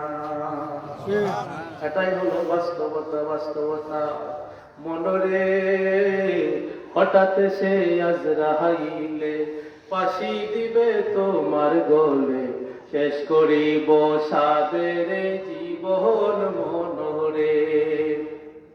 ওরে সময় থাকতে আল্লাহ নবীর নাম করো সাধন, পাগল মন একবার ভাবলে না রে তোর হইব রে মহরম। যুবক বাড়িতে গেছে, আগে ইহুদির ঋণ দিয়ে দিছে, মার কাছে তোর মারে, মা গো আমি তোমার একটা সন্তান, আমি অনেক দেরি করে তোমাদের ঘরে জন্ম নিয়েছিলাম, দীর্ঘদিন ধরে আমার আম্মা আব্বার ঘরে সন্তান হয় না, অনেক বছর পরে আমি তোমাদের ঘরে জন্ম নিয়েছিলাম, মা গো তুমি আমার দুধের ঋণ মাফ করে দিও, তুমি আমার 10 মাস 10 দিন গর্ভ নিছো গো মা, তুমি আমারে মাফ করে দিও, আমি উমরের কোর্টের মধ্যে আটকা হয়ে গেছি, আমাকে যেতে হবে, আমার তুমি মাফ করে দাও। বাবার কাছে দৌড়ে যায়, আব্বা তুমিও আমারে মাফ করে দিও, নিজে না খেয়ে নিজে না পড়ে গো বাবা তুমি আমারে লালন পালন করেছো, লেখাপড়া শিখিয়েছো, আব্বা তুমি আমারে মাফ করে দিও, আমি উমরের কোর্টের মধ্যে আটকা হয়ে গেছি, আমি আমার মুসলমান ভাইকে আমি জামিন করে রেখে আসছি, আমাকে দেরি করলে হবে না, তাড়াতাড়ি করে চলে যেতে হবে। ওই থেকে সবাই অপেক্ষা করতেছে মসজিদ নববীর মধ্যে, দেখা যায় সূর্য ডুবে অবস্থা, সূর্য ডুবে যাবে, অপেক্ষা করতে করতে আর সূর্য হয় না, অবশেষে সিদ্ধান্ত নেওয়া হলো আবু যর গিফারীকে ফাঁসি দেওয়া হবে, ফাঁসির কাষ্ঠের মধ্যে তোলা হলো। হঠাৎ করে দেখা যায় একটা যুবক খুব দ্রুত ঘোড়া নিয়ে খুব দ্রুত আসতেছে, সবাই বলতেছে একটু দেখেন দেখেন কে জানি আসতেছে, রাস্তা দিয়ে একটু অপেক্ষা করেন। দেখা গেল মুহূর্তের মধ্যে ওই মসজিদের নববীর পাশে ওই যুবক তাড়াতাড়ি করে প্রেজেন্ট হয়ে গেছে। সবাই আশ্চর্য হয়ে গেছে, হায় রে এটা দিন নজিরবিহীন ঘটনা, মুসলমানদের ঈমান কত শক্ত রে ভাই, মুসলমানদের ইমানি পাওয়ার কত শক্ত, মুসলমানদের ইমানি পাওয়ার কত শক্ত। যুবক যখন চলে আসলো সবাই আশ্চর্য হয়ে গেল, আবু যর গিফারীকে ফাঁসির কাষ্ঠ থেকে নামানো হলো, ওই যুবককে ফাঁসির কাষ্ঠের মধ্যে তোলা হচ্ছে। এমন অবস্থায় যেই দুই যুবকের বাবাকে ওই যুবক হত্যা করেছিল, এই দুই যুবক দাঁড়ায় গেছে, বলতেছে, আমিরুল মুমিনিন, আমাদের আর বুঝতে বাকি নাই, আসলে এই যুবক ইচ্ছা করে আমাদের বাবাকে মারে নাই, ভুলবশত মেরে ফেলেছে, আমরা তারে মাফ করে দিলাম। একটু হাত দিল দেব, আল্লাহু আকবার, আল্লাহু আকবার। ও বন্ধু, যুবকরা যখন বলতেছে আমরা আমাদের ভাইকে মাফ করে দিলাম, আজ থেকে আমরা দুই ভাই নই, ওই ভাইকে আমাদের আপন মায়ের ঘরের ভাই বানাইয়া নিলাম। আর ফাঁসি হলো না। দেখেন ইসলাম কত সুন্দর রে ভাই, ইসলাম কত সুন্দর। আমরা তো সেই ধর্মের অনুসারী। এটা হলো শাবানের চাঁদ, কতটা গেছে রজবের মাস, সামনে যেটা আসছে এটার নাম কি? রমজান। সবাই তো কইলেন না? মুহররম, সফর, রবিউল আউয়াল, রবিউল সানি, জুমাদাল আউয়াল, জুমাদাল সানি, রজব, শাবান, রমজান, শাওয়াল, জিলকদ, জিলহজ, 12 মাসের নাম। জেনে রেখো, মনে রেখো, ওহে মুসলমান, জেনে রেখো, মনে রেখো, হে মুসলমান। আমরার বাচ্চারা জানুয়ারি ফেব্রুয়ারি খুব পালা পারে, 12 মাসের নাম করে বাবা কত মুসলমান আটকা যায়। কিন্তু তুমি 10 জন ক্রিকেটারের নাম হোক, খুব স্পিডে বলে দিব সাকিব আল হাসান, তারপরে আরো কে কে আছে কিনা নাই, খুব সুন্দর করে বলে দিবে ফুটবলারের নাম হোক, মেসি, নেইমার, আরো কত কিছু আছে, টাস টাস করে বলে দিব। যদি বলা হয় তুমি 10 জন নবীর সাহাবীর নাম তো, কিন্তু পারে না। কথা বলেন ঠিক? যেমন কি বলবো, কি দুঃখের কথা বলবো রে ভাই, কি দুঃখের কথা বলবো। এই যে একটা শাবানের চাঁদ, অনেকে মুসলমানের সন্তান আমরা জানি না।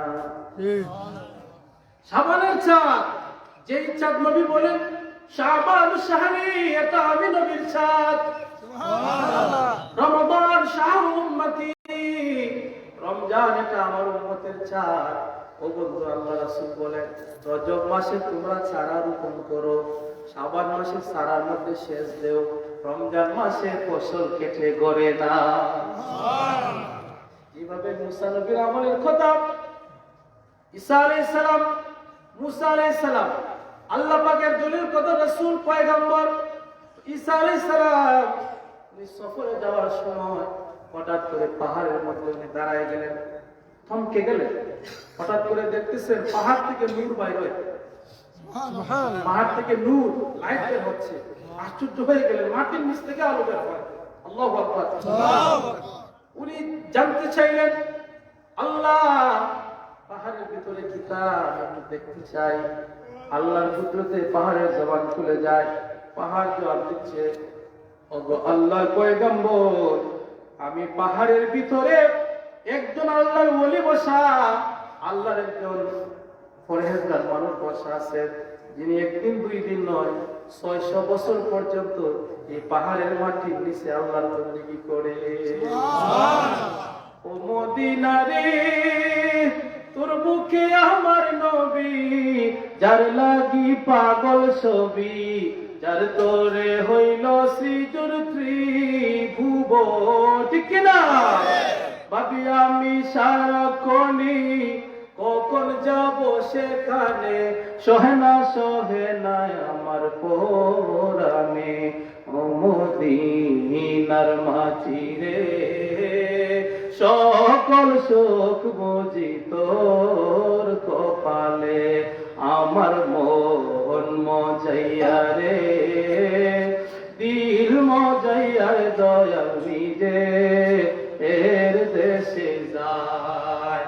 ঈসা আলাইহিস সালাতু ওয়াস সালাম আল্লাহর কাছে জানতে চাইলেন, মাওলা গো, এই মাটির নিচে কি আছে আমি তারে দেখি।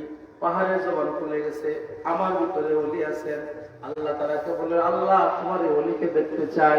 পাহাড় বিপন্ন হয়ে 2টা ভাগ হয়ে গেছে, দেখতেছেন এই পাহাড়ের মাটির নিচে বৈশা আল্লাহর এক ওলি আল্লাহ তাআলার বন্দেগী করতেছে। মাটির নিচে অক্সিজেন ছাড়া থাকতে পারবেন না, পানির নিচে থাকতে পারবেন? থাকতে পারবেন না, সম্ভব না। অক্সিজেন ছাড়া মানুষ বাঁচবে না। যেখানেই যাবেন অক্সিজেন লাগবে, এটা আল্লাহর নিয়ামত। কথা বলেন ঠিক কিনা? অক্সিজেন হলো আল্লাহ পাকের বিশেষ নিয়ামত। পানির নিচে যান, আকাশের উপরে যান, মাটির নিচে অক্সিজেন আপনার লাগবে। আর অক্সিজেনের নাম হলো চা। সুবহানাল্লাহ। যে সময় আর শ্বাস আসবে না, যাবে না, সবাই বলবে he is no more, she is no more, সে আর দুনিয়াতে নাই। এখন মাটির নিচে আল্লাহর বন্দেগী করে, এটা কেমনে অক্সিজেন যায়, কেমনে খাবার যায়, এটা আল্লাহ তাআলার কুদরতের খেলা। ঈসা আলাইহিস সালাম বলতেছেন যে আপনি কত বছর ধরে এখানে? হয় আমি একদিন দুই দিন নয়, 600 বছর পর্যন্ত এখানে বসে আছে। বলে কেন? বলে আমি আল্লাহর কাছে দোয়া করেছিলাম, আমি বনি ইসরাইলের মুসা নবীর উম্মত, আল্লাহ যেন আমার আখিরি জামানার নবীর উম্মত বানায়, আল্লাহ আমার আখিরি জামানা পর্যন্ত হায়াত দেন, আল্লাহ যেন দয়াল নবীরে দেখার তৌফিক দেন। নবী দেখার জন্য সবাই পাগল পাগল। আল্লাহু আকবার। নবী যে দেখছে তার কোনো আর চিন্তা আসেনি। নবী দেখতে চাই কিনা আমরা? কথা বলেন, কে কে নবী দেখতে চায়? আল্লাহকে দেখান। আল্লাহু আকবার। ইয়া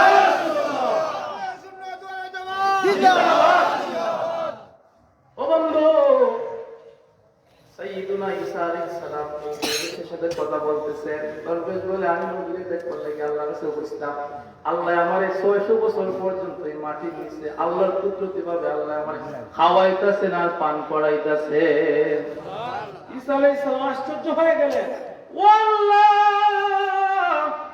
এত বড় বুজুর্গ, তার চাইতে দামি মানুষ নেই জমিনের মধ্যে আর কেউ আছে? এর চাইতে দামি মানুষ আর কেউ আসেনি?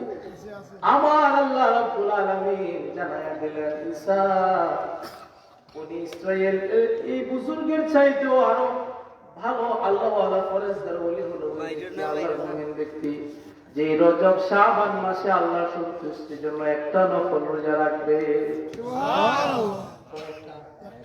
একটা নফল রোজা যখন রাখবে আল্লাহর সন্তুষ্টির জন্য, তাহলে রজব এবং শাবানের ফজিলত বর্ণনা করতে গিয়ে কিতাবের মধ্যে ওয়াকিয়াটা আসছে, বনি ইসরাইলের ওই বুজুর্গের চাইতে আরো বেশি নাকি আল্লাহ ওই ব্যক্তির আমলনামায় দিয়ে দিবে। এই জন্য আগামী 7 মার্চ দিবাগত রাত লাইলাতুন নিসফি মিন শাবান, সবে বরাতের রাত আছে কিনা? নাই। আমরা দেশে আমার চাইতে বড় বড় হুজুররা জুব্বা জাব্বা লাগাইয়া বলতেছে সবে বরাত নাকি ইসলামের মধ্যে নাই, আছে কিনা? নাই। কথা হয় না সবাই? এরকম ফতোয়া দেয় কি দেয় না? সহিহ হাদিস দ্বারা প্রমাণ, লাইলাতুল নিসফি মিন শাবান, শাবানের 14 তারিখ দিবাগত রাত অর্থাৎ 15 তারিখের রজনী, ওই রাতে আল্লাহ তাআলা রহমত প্রথম আসমানে নেমে আসে। আল্লাহ ডাক দেন, কে আছো? তোমার গুনাহ মাফ করাইতে চাও? আমি আল্লাহর কাছে চাও, আমি আল্লাহ তোমারে মাফ করে দেব। সুবহানাল্লাহ। তুমি গরীব অসহায় দরিদ্র, তোমার ঋণ যায় না, অভাব যায় না, তুমি আমি আল্লাহর কাছে চাও, আমি আল্লাহ তোমার রিজিকের সন্ধান করে দেব। চার যা প্রয়োজন আমার কাছে চাও, আলা কাযা আলা কাযা, এইভাবে ফজর পর্যন্ত আল্লাহ রাব্বুল আলামিন বান্দাদের মধ্যে এলান দিয়ে থাকে। আল্লাহু আকবার বলে, ও মুর্শিদ, এই যে আমার ভাঙানা, তার উপরে তুফান বাও, পলকে পলকে উঠে পানি রে, আবের নেওয়ারি রে, কাঞ্চবাসীর বেড়া রে, বাজার লুটিয়া নিল চুরাই রে, আমার মজাইয়া রে, দিল মজাইয়া রে, দয়াল নিজে দেশে যায়। মদিনা রে, তোর বুকে গেলে আমি কত সুখী হইতাম জানি, তোমারে বুঝাইব আমি কে মনে, হাতে নাই টাকা রে, দেহে নাই পাকা রে, হাতে নাই টাকা রে, দেহে নাই পাকা রে, কেমনে কেমনে যাব সেখানে, আমার মন মন মজাইয়া রে দিল মজাইয়া রে দয়ালি যে এর দেশে যায়। এবারে বলুন নিয়ত করেন ইনশাআল্লাহ আমরা চেষ্টা অনুযায়ী চেষ্টা করবো ইনশাআল্লাহ এই শাবান মাসে ইনশাআল্লাহ নফল রোজা রাখবো ইনশাআল্লাহ। রাখতে রাজি আছেন ইনশাআল্লাহ? নেক কাম আমল নিয়ে যান। যারা এই শাবান মাসে নফল বন্দেগী করবে আল্লাহ তাআলা এই বন্দেগীর উসিলায় আল্লাহ তাআলা মাফ করে দিবে। সবাই বরাতের রাতে সারা রাত জেগে থাকবেন ইনশাআল্লাহ বলেন ইনশাআল্লাহ। আর যারা এগুলোকে বেদাত বলে এদেরকে প্রমাণ করে দিবেন বেদাত নয় বেদাত নয়। আমরা আল্লাহকে রাসূলকে খুশি করার জন্য ইনশাআল্লাহ সবে বরাত চাই কি চাই না? সবে মেরাজ চাই কি চাই না? আমারে বলুন এরপরে যে রমজান মাস আসতেছে এই রমজান মাসের ফজিলত আছে কিনা না? শুধু একটু টাচ করব। রমজান রমাদান কারীম কুরআনে 30 পারা কয় পারা? সবাই বলেন 30 পারা। সবাই তো বলেন না, জোরে বলেন কয় পারা? 30 পারা। আগে পিছে সবাই বলেন কয় পারা? 30 পারা 114 সূরা 6666 খানা আয়াত শরীফ। এর মধ্যে কোন 12 মাসের মধ্যে কোন মাসের নাম সরাসরি আল্লাহ কোরআনে নাই, শুধু আছে রমাদানের নাম। সুবহানাল্লাহ। কোন মাসের নাম? আল্লাহ কি বলে? সূরাতুল বাকারা মনে হয়।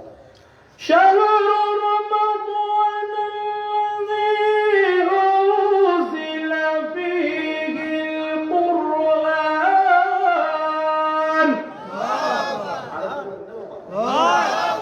হুদান লিন-নাসি ওয়া বাইয়িনাতিন মিনাল হুদা ওয়াল ফুরকান। আল্লাহ বলেন এই সে রমজান মাস, এই সে মহিমান্বিত সম্মানিত চাঁদ রমজান শরীফ, যে রমজানে আমি আল্লাহ কোরআন নাযিল করেছি। সুবহানাল্লাহ। সেই রমজানে তারাবির নামাজ কয় রাকাত? সবাই তো বললেন না? কে কে হাত তাহাত কইরা মসজিদ থেকে বাইরে যান গিয়ে হাত তোলাতেন? 8 টাকা করে দোলা আনবে আসেন নাকি আপনারা? এরা পয়রা বলে আসলে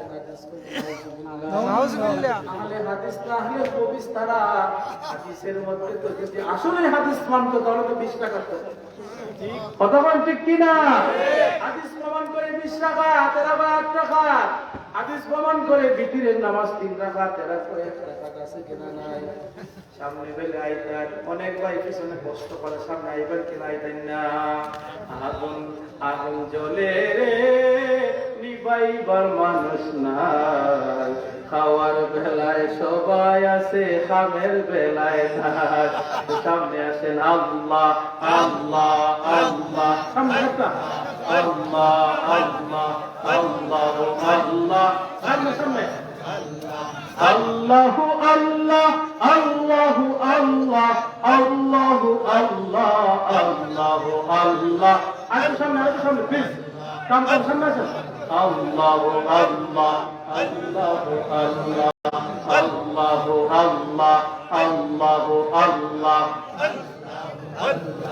আল্লাহু আল্লাহ আল্লাহু আল্লাহ। আমরা বড়ই ভাগ্যবান মোদের নবী আল্লাহর মেহমান। আল্লাহ আল্লাহু আল্লাহ। আমরা বড়ই ভাগ্যবান মোদের নবী আল্লাহর মেহমান। আল্লাহ লক্ষ নবী আকসা মসজিদে নূর নবীকে স্বাগতম বলে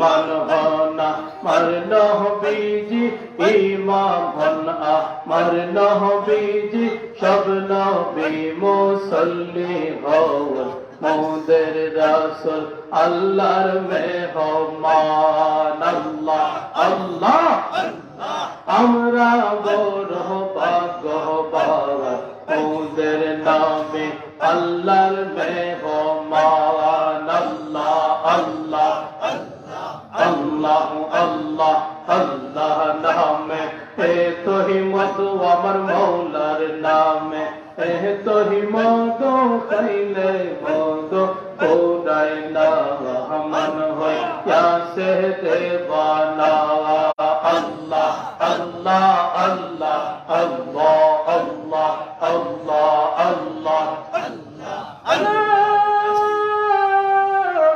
ইলাহা ইল্লাল্লাহ মুহাম্মাদুর রাসূলুল্লাহ। সোয়ার আগে একটা জিকির দিব, এর আগে একটু বয়ান করি না, কথা ঠিক নেই। বেশি সময় কথা বলবো না, অনেক যে মনে হয় ও বন্ধু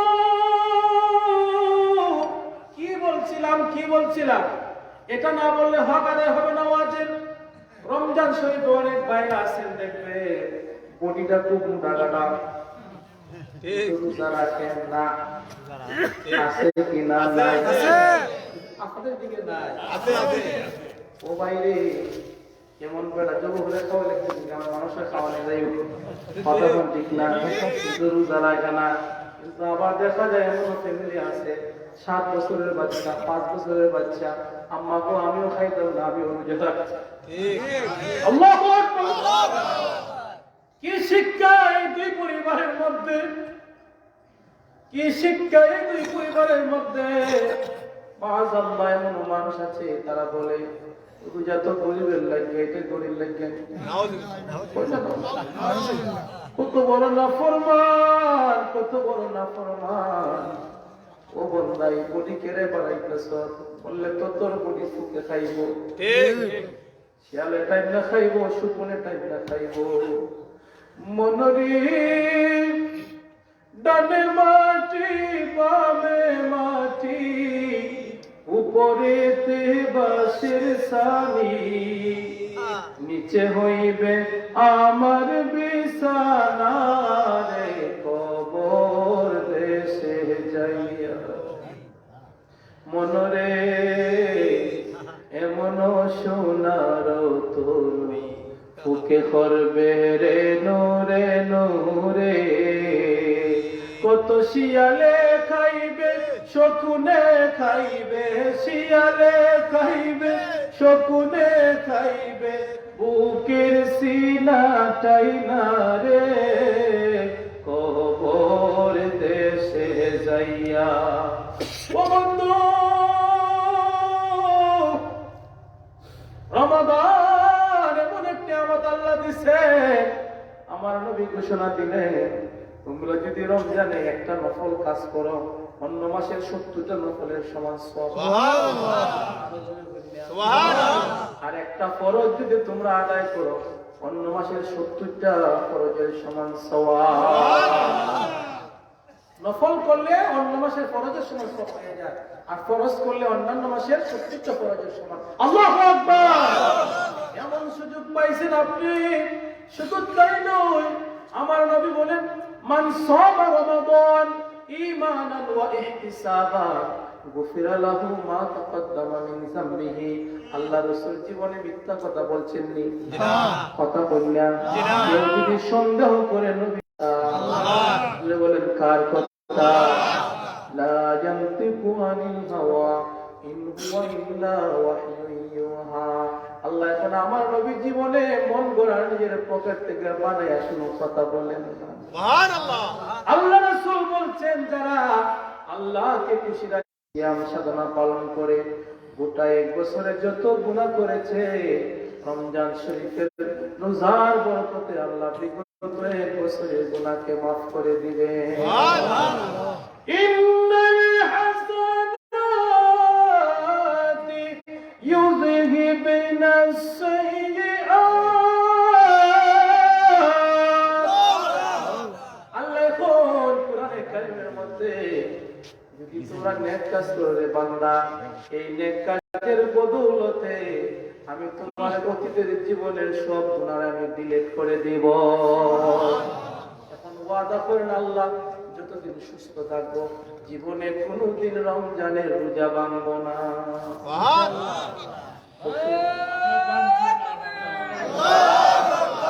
নারায়ে তাকবীর, আল্লাহু আকবার, নারায়ে রিসালাত, ইয়া রাসূলুল্লাহ, আহলে সুন্নাত ওয়াল জামাত জিন্দাবাদ জিন্দাবাদ জিন্দাবাদ জিন্দাবাদ, আহলে সুন্নাত ওয়াল নবীর মিলাদ যেখানে ওলি আল্লাহ যেখানে আল কোরআনের আলো আল কোরআনের আলো নারায়ে তাকবীর তিনি বলেন মারহাবা আর দুসে বলেন মারহাবা। এজন্য ফ্যামিলিটা হচ্ছে একটা প্রাইমারি স্কুল, আপনার ফ্যামিলিটা হচ্ছে সর্বপ্রথম শিক্ষা প্রতিষ্ঠান। মা বোনরা ফ্যামিলির মধ্যে এগুলো প্র্যাকটিস দেয়, এটা হলো মা বোনদের অনেক অবদান। মা বোনদের কাছে আমরা ঋণী। গভীর রাতে ৩টার সময় আমরা যখন সিটিয়া ঘুমাই থাকি, মা বোনরা ঘুম থেকে উঠে আমাদের জন্য সাহরি রান্না করে। খুশি না বেজার? খুশি না বেজার? কে কে বেজার তোলা দেন? ও বন্ধু, সাহরি মনে নিয়ামত, মা বোনদের কাছে কিন্তু আমরা ঋণী। দেখলে আমরা কত বড় তারা ঘুম থেকে জাগান, সেহরিও রান্না করেন, আবার ঘুম থেকে জাগান, স্বামীরও জাগান, ছেলে মেয়েদেরকেও জাগান। একবার জাগানো হয়েছে, দেখা যায় উঠে না, খালি আপনার মুস্তায় মারসায় আবার কিছু মা ডাক দিচ্ছে। কত কষ্ট করে এই সন্তানের ঘুম থেকে জাগাইয়া দেয়, ঠিক কিনা বলে? মা বোনরা আমাদের জন্য আল্লাহর পক্ষ থেকে নিয়ামত। এজন্য রে ভাই, মহিলাদের প্রতি কোনোদিন কঠিন হবেন না, নরম ভাবে। এরা তেরা হাতির থেকে আল্লাহ বানাইছে, থেকে বানাইছে। আমরা বাপের তেরা হাতির থেকে আমরা মারে বানাইছে হাওয়া। কথা ঠিক নেই? আপনি যদি এই তেরা হাতটি সোজা করতে যান, তেরা হাতটি সোজা করতে যান, আশ করে ভেঙে যাবে। কথা বল ঠিক না? আর সুন্দর ব্যবহার দিয়ে আদর্শ আর ভালোবাসা সম্মান দেখে কথা বলবেন। মহিলাদের দিল বড় নরম, আপনি যদি সুন্দর ব্যবহার দেখাইতে পারেন, সবকিছু আপনারা দিয়ে দিবে। কথা বল ঠিক নেই? মহিলারা দেখবেন দান খয়রাত বেশি করে পুরুষের চাইতে। আল্লাহু আকবার। এই জন্য ইনশাআল্লাহ ঘরের মধ্যে আমরা ইবাদতের সিস্টেম করি, ঘরের মধ্যে আমরা ইবাদতের পরিবেশ তৈরি করি। নবীজি সাল্লাল্লাহু আলাইহি ওয়াসাল্লাম এই পবিত্র চাঁদ উদয় হওয়ার সাথে সাথে নবীর সাহাবীদেরকে, নবীর পরিবারের যত মেম্বার ছিলেন সবাইদেরকে জাগাইয়া দিতেন, নিজেও বন্দেগী করতেন, পরিবারের সবাইকে নিয়েও বন্দেগী করতেন। সুবহানাল্লাহ। আমরা অনেকে বন্ধু বান্ধবকে অনেক ভালোবাসি। আচ্ছা, আপনি কোন তো দেখি, আপনি যদি জান্নাতে যেতে চান, আপনার বন্ধু কি যেতে চায় না? কথা বল না। আপনি যে বেহেশতের মধ্যে যাইবেন, ওই বেহেশতে যদি আপনার বন্ধু যায়, আপনি খুশি হবেন না? আমরা শুধু নিজেরাই নেক আমল করি, বন্ধুদেরকে আমরা উৎসাহ দেই না। বন্ধুরে হাদিসে আসছে, আমার নবী সাল্লাল্লাহু আলাইহি ওয়াসাল্লাম জানাই দিয়েছেন, গভীর সমুদ্রের মধ্যে সফরের মধ্যে বের হয়েছেন একটা জাহাজ নিয়ে, 3 তলা জাহাজ। এখন দেখা যায় ওই জাহাজের প্রথম তলায় পানি নাই, দ্বিতীয় তলায় পানি নাই, তৃতীয় তলায় এক ব্যক্তি আসছে উপর তলা থেকে পানি নেওয়ার জন্য, নিচ তলায় পানির কোনো ব্যবস্থা নাই। এখন কি করবে? জাহাজ থেকে বেরো হওয়া যাচ্ছে না। সে কি করবে? একটা হাঁকড়া নিল, একটা লোয়া নিছে, নিয়ে লোয়াটা লইয়া এই জাহাজকে খানা করা শুরু করে দিচ্ছে। পানি যখন পাই না, খানাগুলি পানি পাবো না। এখন আপনারা ওই ব্যক্তিরে যদি সবাই মিলে না আটকায়, কি একলা মরবো না, সবাই নিয়ে মরবো? এটা হাদিসের উদাহরণ। সে শুধু একা মরবে না, সবাই নিয়ে কিছুক্ষণের মধ্যে মারা যাবে। যখন জাহাজটা চলে যাবে, আল্লাহ রাসূল সাল্লাল্লাহু আলাইহি ওয়াসাল্লাম বলেন, তুমি শুধু একাই নামাজ পড়ো, রোজা রাখো, তাহাজ্জুদ করো, দান খয়রাত করো, এটা কোনোদিন ঠিক না।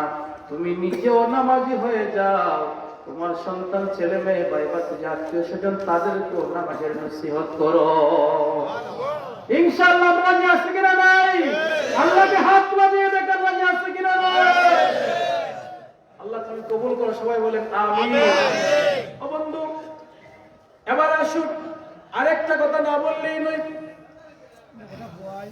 অনেকগুলা গুনাহ আছে, গুনার একটা সীমাবদ্ধতা আছে। ক্লাসের মধ্যে অনেক ছেলে আছে না, কেন নাই?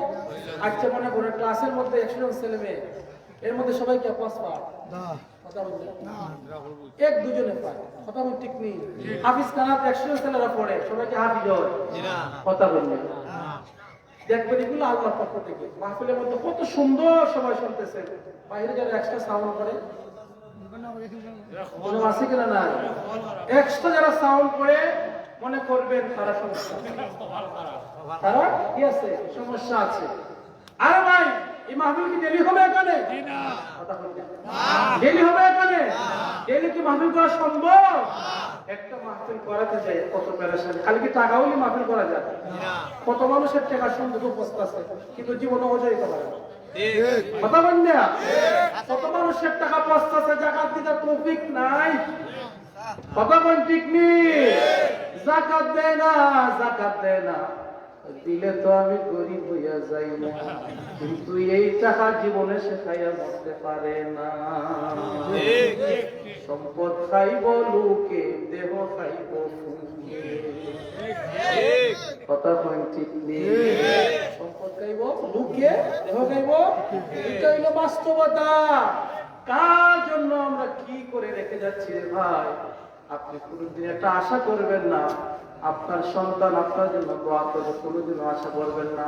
কত ছেলেদেরকে দেখেছি বাবা মৃত্যুর পরে এই সম্পদ দিয়ে এসে শুধু জেনা ব্যভিচার করে, মদ খায়, মহিলাদেরকে নিয়ে নষ্টামি করে, আসি কিনা? না। সুতরাং এই নেক মাহফিল সাধারণ কোনো মাহফিল নয়।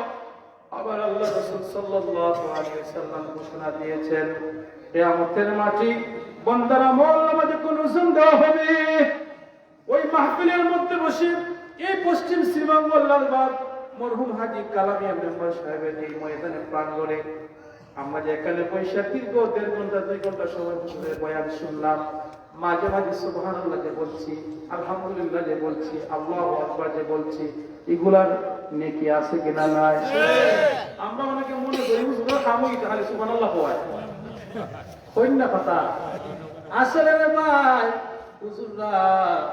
হুজুররা এগুলা এমনিতেই হয় না, এগুলা কিন্তু কারণ আছে। আমার নবী কইতো সুবহানাল্লাহ একবার বললা সাথে সাথে তোমার নামে জান্নাতের মধ্যে একটা গাছ আল্লাহ রোপণ করে দিবেন। সুবহানাল্লাহ, এরপর সুবহানাল্লাহ বলেন না, আরো জোরে বলেন না।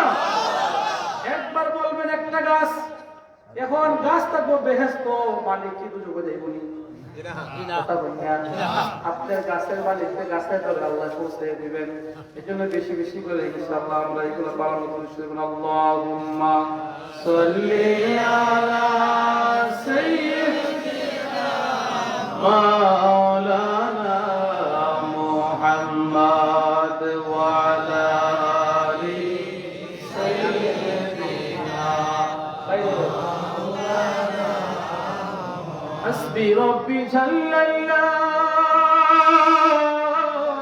ما في قلبي غير الله نور محمد صلى الله لا إله إلا الله لا অনেক মানুষ অনেক বাইরে খারাপ আছে, বাইরে আপনার জায়গা দিতে লাগে পিছনে পিছনে এগুলো সবগুলা লা ইলাহা ইল্লাল্লাহ লা ইলাহা ইল্লাল্লাহ লা ইলাহা ইল্লাল্লাহ লা ইলাহা লা ইলাহা ইল্লাল্লাহ মুহাম্মাদুর রাসূলুল্লাহ সাল্লাল্লাহু আলাইহি ওয়া আলিহি ওয়াসাল্লাম। যাই হোক, আমি শেষ করছি, মিলাশে যখন হবে এর আগে আপনারা একটা জবাব দেন। আপনাদের গ্রামে মসজিদ আছে না? কথা বলে সবাই, মসজিদ আছে, ইমাম সাহেব আছেন কিনা? আমি ক্লিয়ার মানুষ বলে যাই, আমাদের চাইতে স্থানীয় আলেমদেরকে বেশি মূল্যায়ন করবে, এটা হলো ইসলামের শিক্ষা। কথা বলেন ঠিক কি? আপনি যখন মারা যাবেন, কোনো সমস্যায় পড়বেন, আপনার মহল্লার ইমাম আগে আসবেন, প্রতিমাস থেকে আসতে লেট হবে। কথা বলেন ঠিক কি? এইভাবে প্রতিবেশী যারা আছে, আপনার গ্রামের পাড়া মহল্লার বাড়ি প্রতিবেশীকে বেশি মহব্বত করবেন। আপনার মরণের পরে আপনার লাশ হওয়ানো, দাফন করানো, কবর খনন করা সবকিছু আপনার প্রতিবেশীরা করবে। কথা বলেন ঠিক নেই? এই জন্য নিজের এলাকাকে বেশি গুরুত্ব দেবেন, আগে সবাই ভালো ব্যবহার করবে। মসজিদ আছে, ইমাম সাহেব আছে, আপনাদের খেদমতে অনুরোধ এই রমজান শরীফ যখন আসে, আমরা যখন তারাবির সালাত আদায় করি দীর্ঘ একটি মাস, আপনার মহল্লার ইমাম সাহেব, ওনার ফ্যামিলি আছে না? বাচ্চা কাচ্চা আছে না? সব মহল্লাতে ইমাম সাহেব পৃথিবীর সব কোর্ট অফিস আদালত 7টা থেকে 10টা, কথা বল ঠিক নেই? অফিস চাই, আক্রমণ আরো কম বেশি হইতে পারে, কিন্তু মসজিদ এমন এক জায়গা 24 ঘন্টা অফিস চাই। কথা বলতে ইমাম সাহেব 24 ঘন্টা ডিউটি, 5 ওয়াক্ত নামাজ, জুমার সালাত, সকালে মক্তব, মারা গেলে ইমাম সাহেব হুজুর লাগল, নাম রাখতে হয় ইমাম সাহেব হুজুর লাগল, বিয়ে হইল ইমাম সাহেব হুজুর, সব কাজ। এজন্য ইমাম সাহেবকে মূল্যায়ন করবেন। ওনার পিছনে নামাজ পড়লে শুধু নয়, সব সময় ওনাকে মাঝে মাঝে তোহফা হাদিয়া দিবেন। ইনশাআল্লাহ রাজি আছেন সবাই?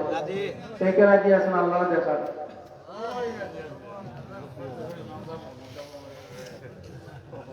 ও বন্ধু, তারা কিন্তু আপনার কাছে মানে আপনাকে অনেক সময় দেয়, এটা মনে রাখবে।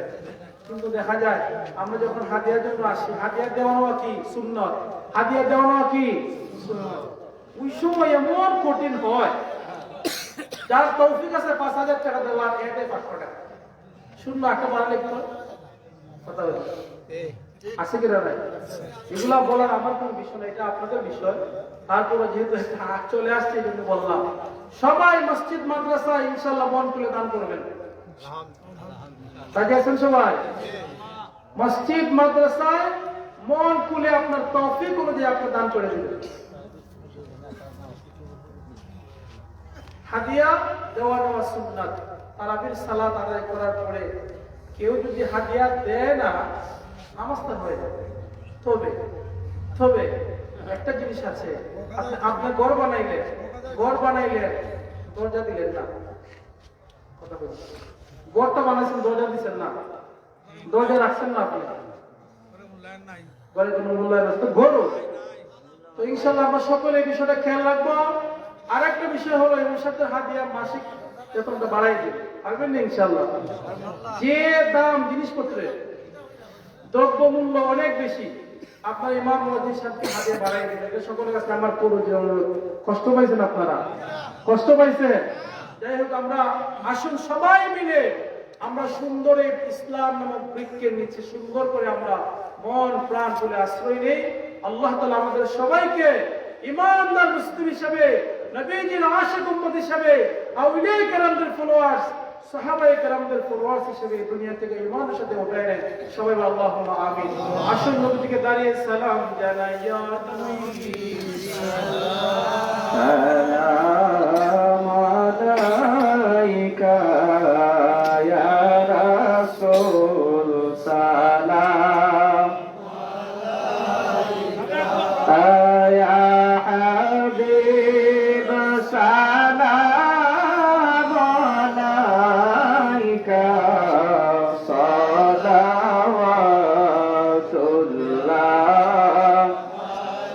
আলাইকা, ইয়া রাসূলুল্লাহ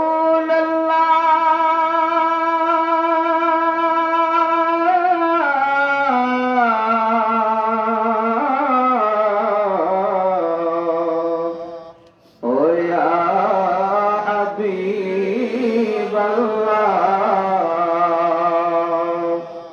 दीदारे रोदा के तमन्ना दिल में है तराना, हक़ से मदीना जाना बेकुल है दिले दीवाना, या नबी सलाम अलैका, या रसूल सलाम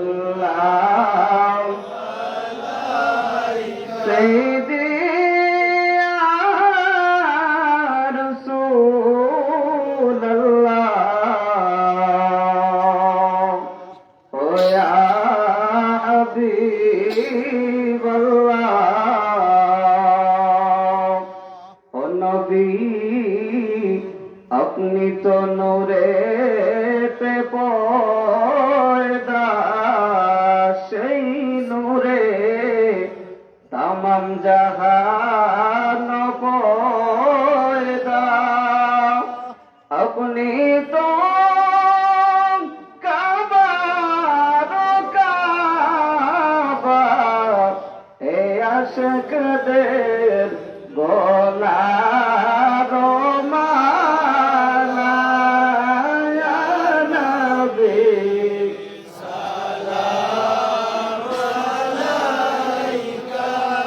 ইয়া রাসূল সালাম ইয়া হাবিব সালাম আলাইকা সালাওয়াতুল্লাহ ইয়া রাসূলুল্লাহ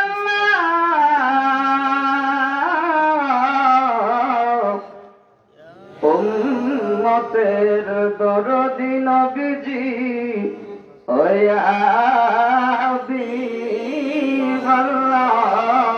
হাবিবাল্লাহ এই আশিকদের মনের বেদনা বুঝাইলে কেহ বুঝে না শোনাইলে কেহ শুনে না শোনেন গো শাহে আয়া নবী সালাম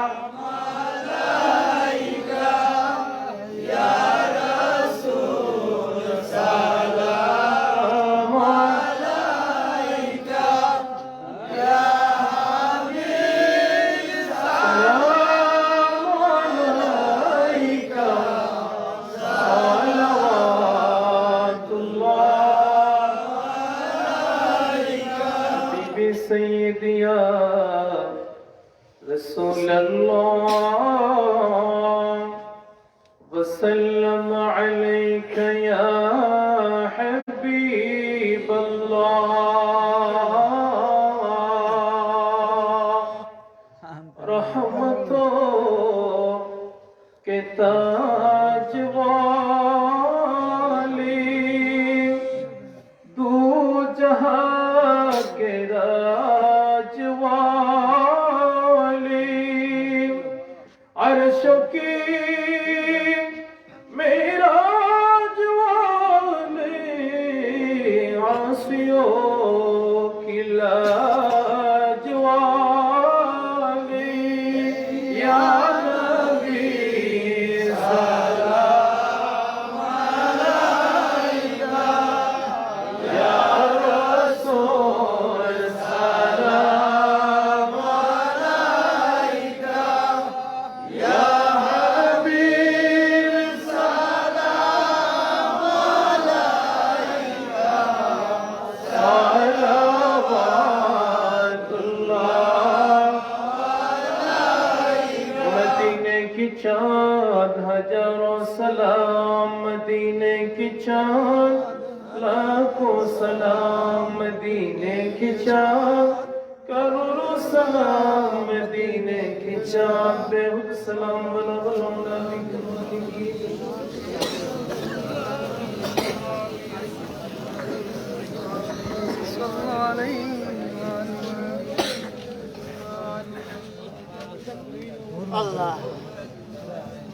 بلغ العلا بكماله كشف الدجى بجماله سنت جميع خصاله صلوا عليه وآله بلن بلغ العلا بكماله